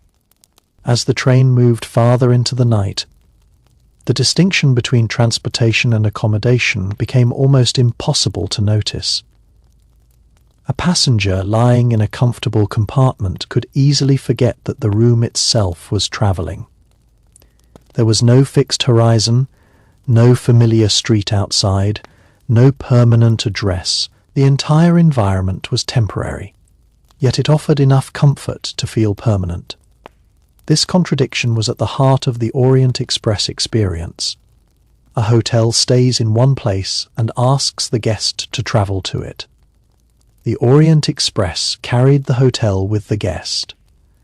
That single idea transformed the meaning of a long journey. A traveller did not have to arrive somewhere exhausted before beginning the next part of the trip. The journey itself could provide rest. A passenger could eat, sleep, dress, read, converse, and relax without leaving the train. The ordinary inconveniences of long-distance travel were absorbed into the environment. This created a remarkable sense of continuity. The passenger did not repeatedly begin again. They boarded once, they settled once, then they remained inside the same moving world. Their luggage did not need to be constantly unpacked and repacked. Their sleeping space did not change every night. Their dining environment remained familiar. The staff became recognizable. The train created a temporary stability that followed the passenger across enormous distances. That was one of its most valuable luxuries. Travel normally requires constant adjustment. A new hotel requires learning where everything is. A new restaurant requires understanding the menu. A new city requires figuring out transportation. A new station requires finding the correct platform. A new language may require additional effort. The Orient Express reduced many of those adjustments. The environment remained consistent, even while the geography changed. That consistency gave the traveller a sense of security, and security makes curiosity easier. When people feel safe, the passenger could look outside and wonder about unfamiliar places without feeling that they had to immediately understand everything. The train was their base. The world was outside. This arrangement resembles the way a ship allows travellers to explore the sea while remaining within a familiar environment. But the railway offered a constantly changing relationship with land. Every few minutes, something new could appear: a village, a mountain, a forest, a city, a railway bridge, a station. The traveller was always moving through another part of the world, and yet the interior remained familiar. This created a powerful sense of discovery. The world outside became a continuous film, but unlike a film, it could not be paused. It was real. The passenger could not rewind a beautiful sight. They could not stop the train every time something interesting appeared. They had to accept that some moments would be missed. This impermanence gave the landscape emotional value. A beautiful view lasted only as long as the train remained beside it. Then the track turned, the view disappeared, another scene replaced it. The traveller learned to accept that nothing could be held forever. Perhaps that is one reason railway journeys can encourage reflection. The passing scenery becomes a reminder of time. Everything moves. Everything changes. The train simply makes that change visible. The passenger sits still. The world passes, one view disappears.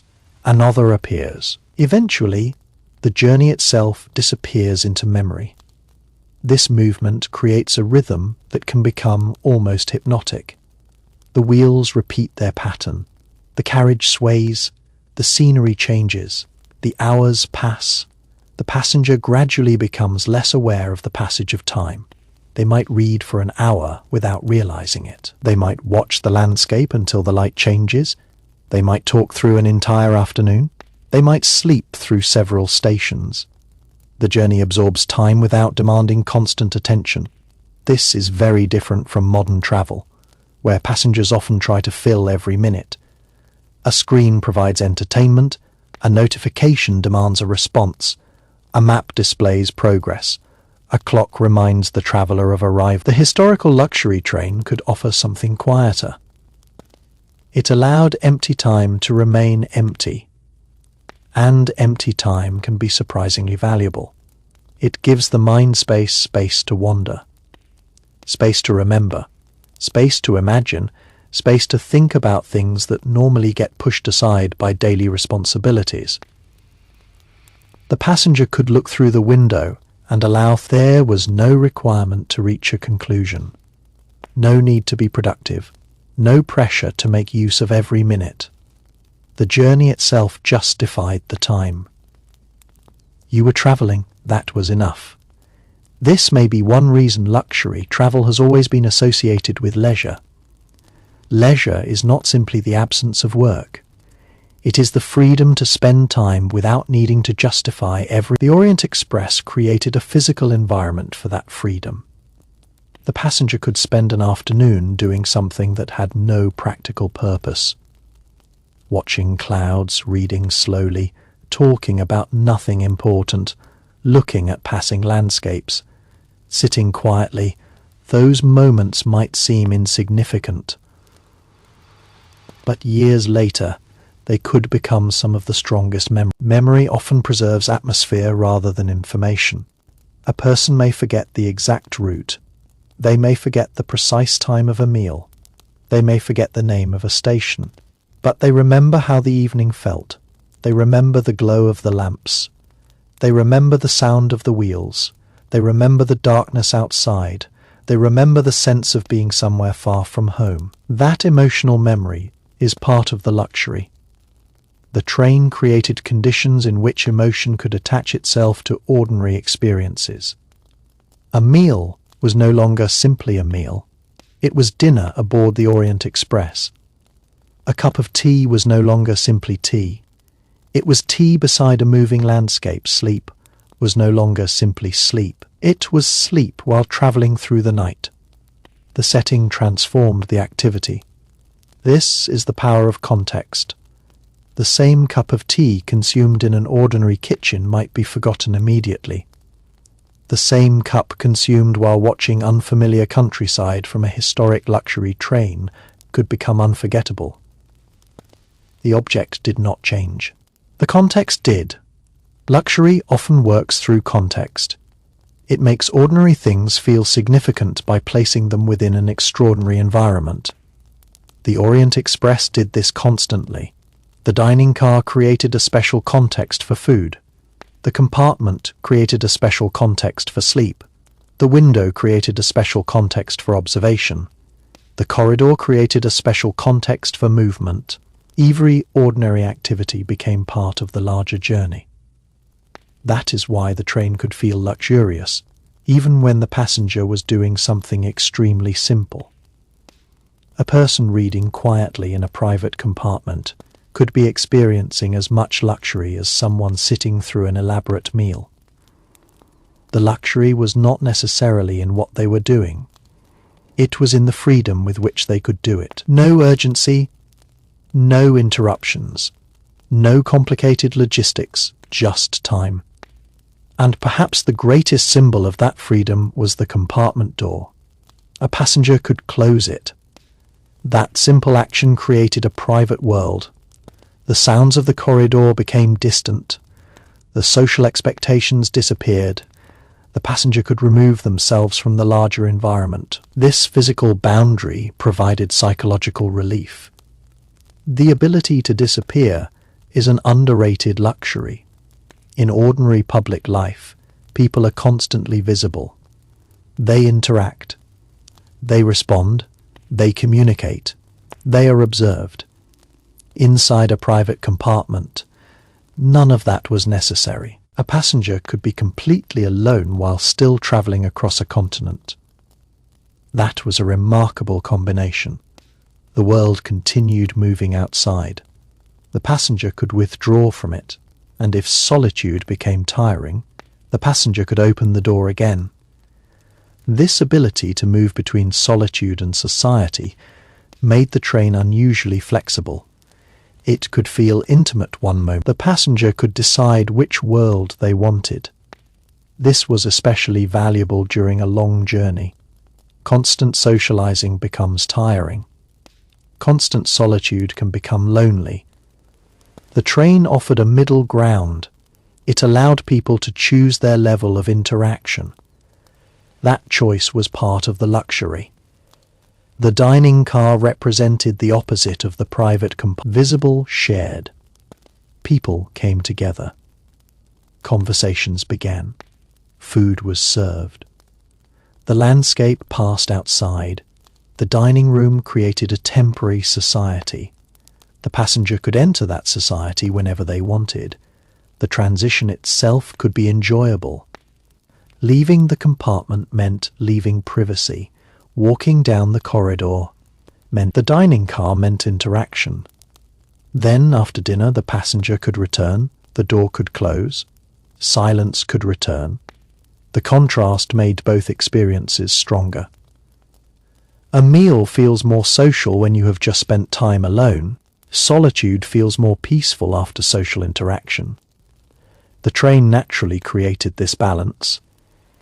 It did not require a separate building. Everything was contained within a few connected carriages. That was one of its greatest design achievements. The physical environment was compact, but the emotional range was enormous.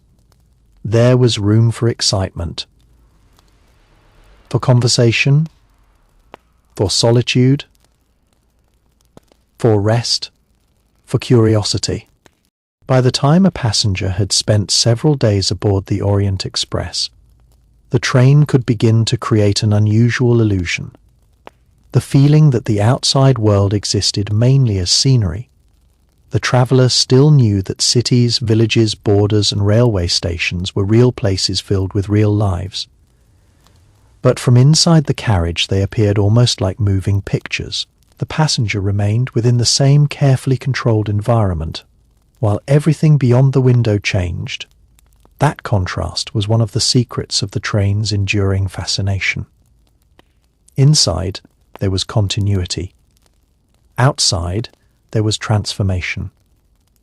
The passenger could sit quietly in a compartment while an entire region passed beyond the glass. The architecture might change, the vegetation might change, the terrain might rise or flatten, even the atmosphere of the light could shift. Yet the passenger's chair remained the same, the compartment remained the same, the sound of the wheels remained the same. The train itself became a stable thread connecting unfamiliar worlds. This was especially meaningful during a time when international travel required much more patience and physical effort than it does today. Crossing great distances was not simply a matter of buying a ticket and arriving a few hours later. Journeys demanded planning, luggage, documents, schedules, and patience. The luxury train absorbed much of that complexity into one continuous experience. The passenger boarded once. Then the train carried them forward. That simplicity was powerful. There was no need to constantly reconstruct the journey. The passenger did not have to leave one hotel, travel to another station, wait for another train, find another room, and repeat the process every few hours.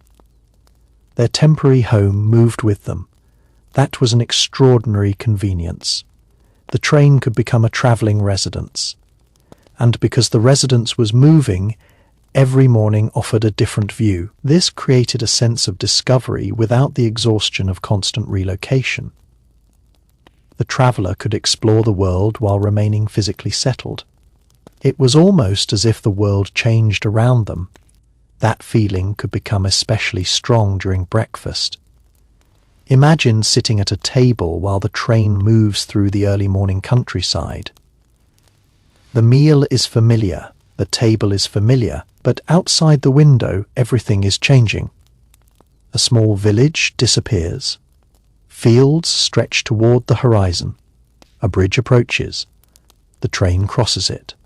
A river flashes beneath the carriage. Then the landscape changes again. The passenger does not have to do anything. They simply eat and watch. The world becomes part of the meal. This is an important distinction between ordinary dining and dining while travelling. In a stationary restaurant, the surroundings remain fixed. On a luxury train, the surroundings are constantly changing. Every meal, therefore, becomes slightly different. Breakfast on one morning might be accompanied by mist. Lunch might be accompanied by sunlight. Dinner might be accompanied by darkness. The meal remains part of the train's rhythm, but the scenery changes its emotional character. This made dining aboard the Orient Express more than a matter of food. It became an experience of time and place. The same table could feel different at different hours. The same dining room could feel bright and social during the day and intimate in the evening.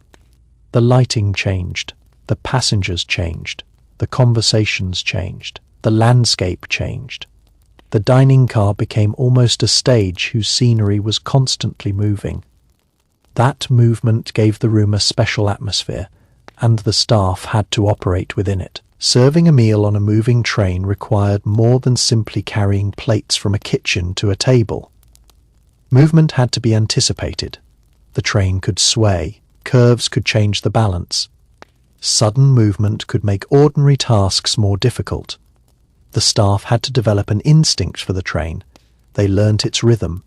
They learned how to move while it moved. They learned how to carry objects without making the movement obvious. Their skill helped maintain the illusion of calm. The passenger saw the finished performance. The effort behind it remained largely invisible. That invisibility was part of the luxury. A passenger should not have to think about how difficult it was to serve them. They should simply enjoy the result. This principle extended to the entire train. The carriage had to remain orderly despite constant movement. Compartments had to remain comfortable. Corridors had to remain usable. Dining spaces had to remain presentable. Supplies had to be managed. Everything had to work within a moving environment. The railway, therefore, became a carefully choreographed. Passengers saw only the surface. Beneath that surface was planning. And planning was one of the foundations of luxury. The more complicated the environment, the more important preparation became. A luxury experience often feels effortless because someone else has already thought about the problems. What happens if a passenger needs something? Where will supplies be stored? When should rooms be prepared? How should meals be timed? How should luggage be handled? How should the train respond to unexpected situations? The passenger does not need to ask. The system should already have an answer. That was the ideal. And the Orient Express depended upon that ideal. Its reputation was built not simply on decoration, but on reliability. Beautiful surroundings could create an initial impression. Reliable service created lasting trust, and trust allowed passengers to relax. Once a traveller believed the system was functioning properly, they could stop monitoring it. They could read, sleep, eat, talk, watch, rest. The train became something they could surrender to. This surrender was not weakness, it was comfort. The passenger did not need to control every aspect of the journey. They only needed to enjoy the part of it that belonged to them. This is one of the most important psychological differences between luxury and ordinary convenience. Convenience saves effort. Luxury can save attention. A convenient service might make something easier. A luxury service allows you to stop thinking about it altogether. That difference can be enormous. The passenger did not need to think about the railway timetable every minute. They did not need to calculate distances. They did not need to plan meals. They did not need to worry about finding a bed. The train handled the framework. Passenger inhabited it. This gave the journey an unusual sense of mental spaciousness. There was room for thoughts that ordinary life might push aside. A passenger could spend an entire afternoon thinking about the past, or imagining the future, or simply watching the countryside. They could write, they could reflect. The train created a temporary separation from ordinary responsibilities. For a few days, the traveller was between worlds. They had left one place. They had not yet arrived at another. This in-between state could be psychologically powerful. There was no need to behave exactly as they did at home. They were travelling. They could adopt a different rhythm. Perhaps they slept longer. Perhaps they dressed differently. Perhaps they ate more slowly. Perhaps they spent hours doing nothing. The journey created permission for change. And because the change was temporary, it did not require a complete transformation of life. It was simply a pause between destinations, a pause between routines, a pause between versions of oneself. This may be one reason travel can feel restorative. Distance from ordinary surroundings can create distance from ordinary concerns. The Orient Express provided that distance in an especially comfortable form. The passenger was physically moving away while being protected from much of the discomfort normally associated with movement. The train became a buffer between the traveller and the road, between the traveller and the weather, between the traveller and the logistical complications of long-distance travel, between the traveller and the constant need to make decisions. Inside that buffer, there was time. Time was perhaps the greatest luxury available. A passenger could spend an hour looking through a window without feeling that they were wasting it. They could spend 2 hours talking without worrying about the next appointment. They could sleep during the day without feeling guilty. They could read slowly. They could eat slowly. They could simply sit. That kind of freedom becomes particularly noticeable when compared with modern life. Today, empty time can feel uncomfortable. People often reach for something to fill it, but aboard a historic luxury train, empty time was part of the experience. Nothing needed to happen. The journey itself was happening. That was enough. The train was moving. The passenger was progressing. Even inactivity had direction. This made it easier to relax. You were not simply sitting, you were traveling. The distinction emotionally, it is enormous. The train gave leisure a purpose, and purpose made leisure easier to accept. This also made observation more enjoyable. A passenger could watch the same landscape for several minutes and notice subtle changes: a line of trees, a distant hill, a cluster of buildings, a railway worker, a bridge, a river. The train moved slowly enough for these details to register, but quickly enough to keep them changing. The world outside became a continuous sequence of impressions. No single scene lasted forever. The deeper the traveller settled into the rhythm of the Orient Express, the more the journey could begin to feel detached from ordinary life.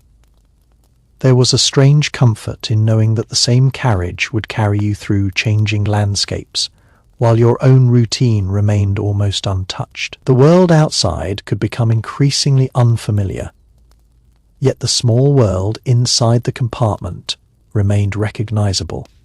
Your belongings were still nearby. The same window framed the passing countryside. The same sound of wheels continued beneath you. The same corridor connected your private space to the rest of the train. This stability made it possible to experience The passenger did not have to constantly adapt to new surroundings. Instead, the surroundings changed while the passenger remained relatively settled. It was an unusual form of exploration. You could cross enormous distances while preserving a small piece of familiarity around yourself. That familiarity could become particularly comforting in the evening. As daylight faded, the passenger might return to the compartment after spending time in the dining car. The transition from the public atmosphere of dinner to the privacy of the compartment could feel almost like returning home after a long day. The door closed. The sounds of conversation became distant. The corridor continued beyond the door, but it no longer demanded attention. The passenger could finally be alone. Perhaps a book was opened, perhaps a letter was written, perhaps the curtains were left slightly open so the darkness outside could still be seen. The train continued. There was no need to rush. That sense of unhurried time was one of the most valuable things the train offered. In ordinary life, evening often comes with unfinished responsibilities. There are tasks to complete, messages to answer, things to prepare for tomorrow aboard the Orient Express. Many of those concerns could temporarily disappear. Tomorrow was already organized by the railway. The passenger only had to experience tonight. That separation from ordinary responsibilities could feel almost luxurious in itself. The train created a temporary boundary around the journey. Inside that boundary, time belonged to the traveller.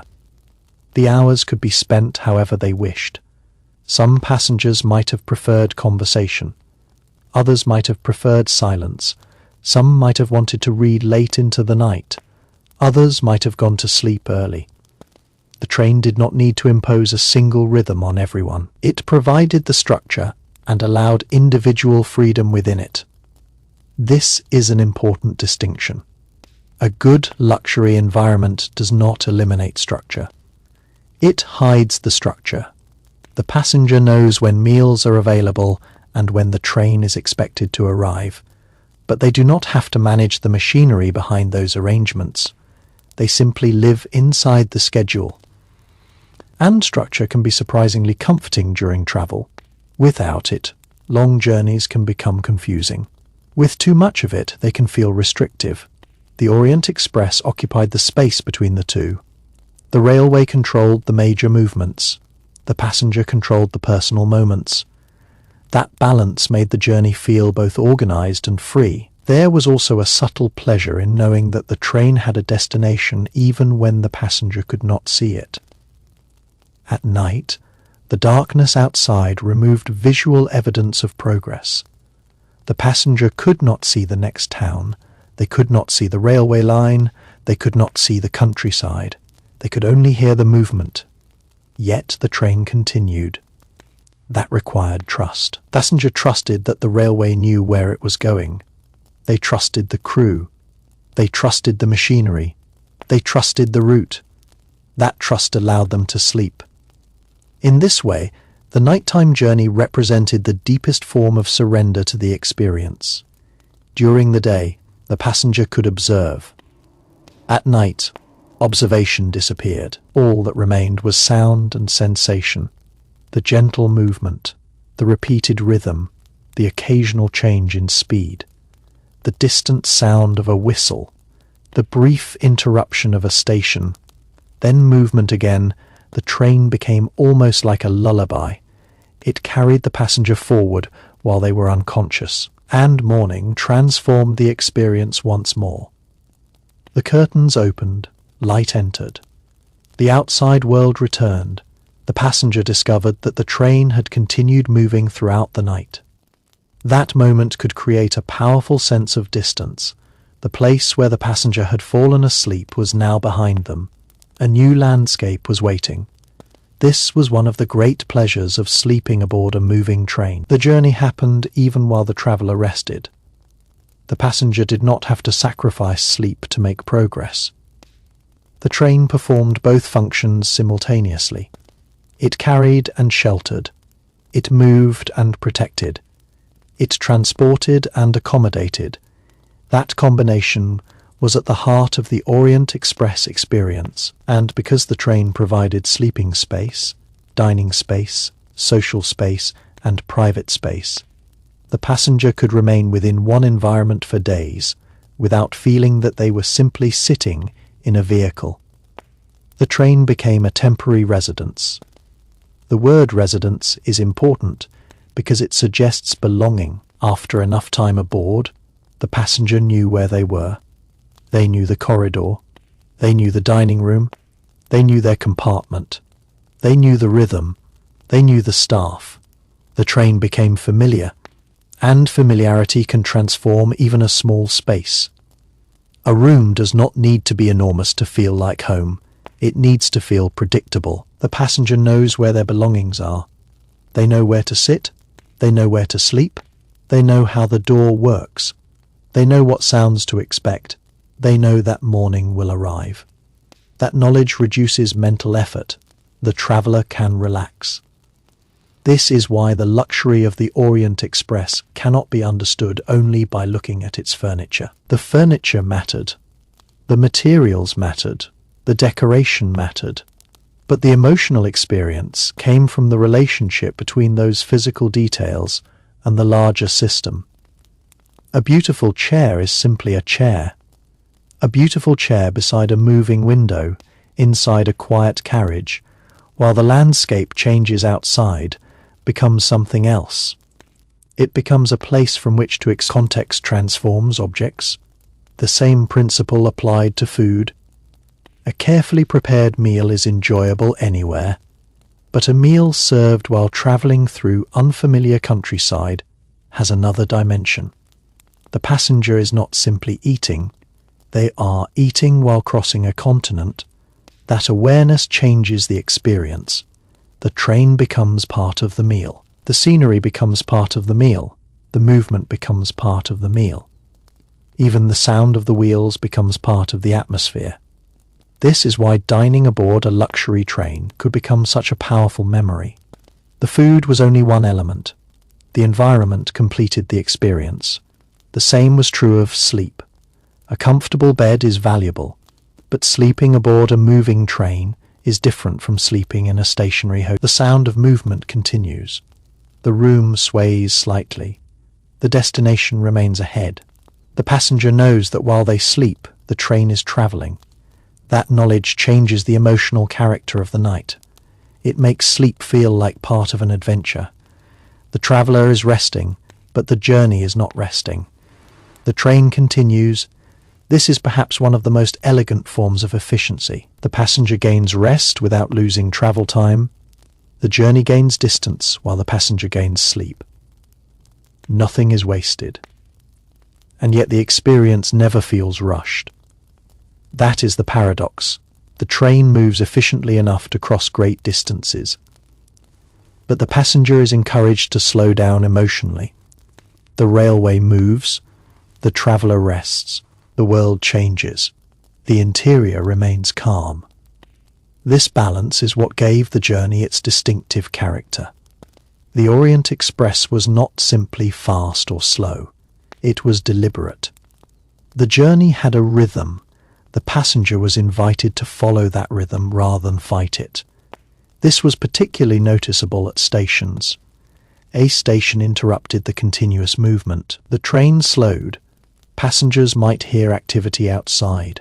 Doors could open, people could board or leave, luggage might move, voices could be heard. The environment became temporarily connected to the outside world. Then, eventually, the doors closed. The train began moving again. The station disappeared. The familiar rhythm returned. These interruptions gave structure to the journey. Stations became punctuation marks. The continuous movement of the train was the sentence. The stations were pauses. The passenger could measure progress through these pauses. Each one represented another stage, another part of the route completed, another destination left behind. This could create a sense of anticipation. How far? What would the next station look like? Who would board? Would the landscape change? The train created these questions naturally. The passenger did not need an entertainment program. The railway itself provided a narrative. That was one of its greatest advantages. The journey was always changing. Even when the passenger remained in the same chair, the environment outside continued to evolve. The train therefore had a built-in source of novelty. It did not need to invent entertainment. Travel itself provided it. There was a moment during a long Orient Express journey when the traveller could begin to forget that the railway was taking them anywhere at all. The destination remained somewhere ahead, but it stopped dominating their thoughts. Instead, the train itself became the place they were living in. The passenger woke there, ate there, rested there, watched the world there, and eventually fell asleep there. The journey, it had become a temporary life. That transformation happened gradually. At first, the traveller was conscious of every detail: the unfamiliar corridor, the movement beneath the floor, the arrangement of the compartment, the sounds of other passengers, the timing of meals, the changing scenery. But after enough hours had passed, these details became familiar. The train had its own language. A particular sound meant the train was slowing. Another meant a door had opened. The rhythm of the wheels changed slightly as the railway entered a curve. A whistle announced another stage of the journey. The passenger began to recognize these sounds without consciously thinking about them. This was the moment when the train started becoming home. Home is partly a collection of familiar signals. The sound of a door, the light entering a window, the place where belongings are kept, the rhythm of daily activities, the expectation of what comes next. The Orient Express could create those signals surprisingly quickly. The passengers' luggage remained nearby. Their clothing remained in the same compartment. Their books remained within reach. Their daily routine became associated with the movement of the train, and because the train continued moving, this familiar routine existed within a constantly changing landscape. That contrast made the experience extraordinary. The traveller could have a stable morning routine while the world outside changed completely. Breakfast might begin in one landscape and end in another. An afternoon of reading could take place while hundreds of miles disappeared behind the train. An evening conversation could continue through several changing regions. The traveller remained in one environment while geography transformed around them. This was almost the opposite of ordinary travel. Normally, the traveller moves between environments. On the Orient Express, the environment moves with the traveller. That difference seems simple, but emotionally it changes everything. It reduces the stress of transition. You do not have to leave your room simply because you are entering another region. You do not have to pack your belongings because the landscape has changed. The train carries your private world forward. This gave luxury rail travel a unique sense of continuity. And continuity was especially valuable during long international journeys. The traveller might encounter unfamiliar languages, unfamiliar customs, and unfamiliar surroundings. Yet the train remained recognizable. The dining room was still the dining room. The compartment was still the compartment. The staff continued to provide familiar service. The railway remained the constant. This meant that the passenger could experience change without being consumed by it. They could look outside and explore with their eyes. They could remain inside and stay comfortable. The window became the boundary between these two experiences. Open the curtain and the outside world appeared. Close it, and the world became distant again. This simple control was remarkably powerful. It allowed the traveller to choose how much of the outside world they wanted at any moment. Sometimes they might want to watch everything. At other times they might want privacy. The curtain provided both. That is one of the quiet principles of luxury. Luxury gives people control over their environment, not complete control, but meaningful control. The passenger could decide when to socialize, when to dine, when to sleep, when to look outside, when to close the curtain, when to close the door. These choices allowed the traveller to shape the journey according to their mood. The train provided the structure, the passenger provided the rhythm, and because the journey lasted long enough, that personal rhythm could develop naturally. Perhaps mornings became quiet, afternoons became social, evenings became elegant, nights became private. The train itself began to feel like it had a daily cycle. This cycle gave the passenger something important: predictability. Predictability is often overlooked when discussing luxury. People imagine luxury as surprise and excitement, but constant surprise can become exhausting. True comfort requires some things to remain predictable.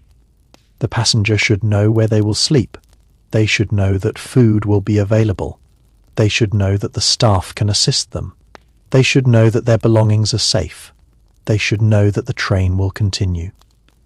Once these expectations are established, the traveller can enjoy the unpredictable parts: the landscape, the weather, the people, the conversations, the destinations. The train created that balance: predictable inside, unpredictable outside, comfort within, adventure beyond. That combination is one of the reasons luxury rail travel remains so appealing. It offers exploration without requiring complete uncertainty. The passenger can experience the unknown from a place of familiarity. This also explains why the window became such an important part of the experience. The window was not merely functional. It was a frame. It framed landscapes. It framed stations. It framed mountains. It framed villages. It framed cities. And because the train was moving, the frame constantly changed what it contained. A passenger could sit in exactly the same position for an hour, while the view transformed dozens of times. The window therefore turned the landscape into a continuous visual story. One scene followed another. Nothing needed to be arranged. The railway itself created the sequence, and the passenger could simply watch. Watching is an underrated form of leisure. It requires attention but very little effort. The traveller does not have to produce anything. They do not have to solve anything. They only have to observe. A railway journey creates endless opportunities for observation. A person waiting beside a station, a horse moving along a road, a distant village, a church tower, a river, a line of trees, a group of houses, a mountain disappearing into cloud. These details appear and vanish. The traveller cannot control them. That makes them feel precious. A modern traveller might take a photograph. The historical passenger had mostly memory. They had to notice the moment while it was there. Perhaps this made the experience more intimate. The traveller was not collecting images, they were collecting impressions. The difference is subtle. An image can be stored. An impression has to be remembered. And memory changes the way people experience places. The landscape becomes connected to emotion. A particular sunrise may become associated with a feeling of freedom. A rainy afternoon may become associated with quietness. A distant mountain may become associated with excitement. The place becomes part of the memory. The Orient Express created countless opportunities for these associations. Every hour offered another possibility. Every station could become a memory. Every meal could become a story. Every conversation could become something worth remembering. The train was constantly producing experience, yet it did not need to force them. That was the elegance. Nothing had to be dramatic. A quiet afternoon could be enough. A passenger sitting alone by the window might later remember that moment more strongly than a formal dinner. A peaceful morning could become the emotional center of the entire journey. A few minutes of silence could matter more than hours of conversation. The train created space for these moments. That was the real luxury: space in the schedule, space in the mind, space in the environment, space away from ordinary responsibilities. This is why long-distance luxury travel can feel almost therapeutic. The traveller is physically removed from normal routines. The journey creates a pause, not an empty pause. Moving, the body travels while the mind rests. That combination is unusual. Usually, movement requires attention. Driving requires concentration. Walking requires effort. Flying requires waiting and navigating airports. A luxury train shifts much of that burden away from the passenger. The traveller can simply sit. The railway handles movement. This allows the passenger to experience travel rather than manage it. And that distinction is central to the idea of luxury. When you manage a journey, you are responsible for it. When you experience a journey, you are free to notice it. The Orient Express was designed to encourage the second experience. The staff handled the details, the railway handled the route, the passenger handled their own time. This created an almost effortless relationship with distance. The miles passed without requiring physical effort from the traveller. And because the train also provided sleeping accommodation, even the night became useful. The passenger could close their eyes and allow the railway to continue working. The train did not need their attention. It did not need them to stay awake.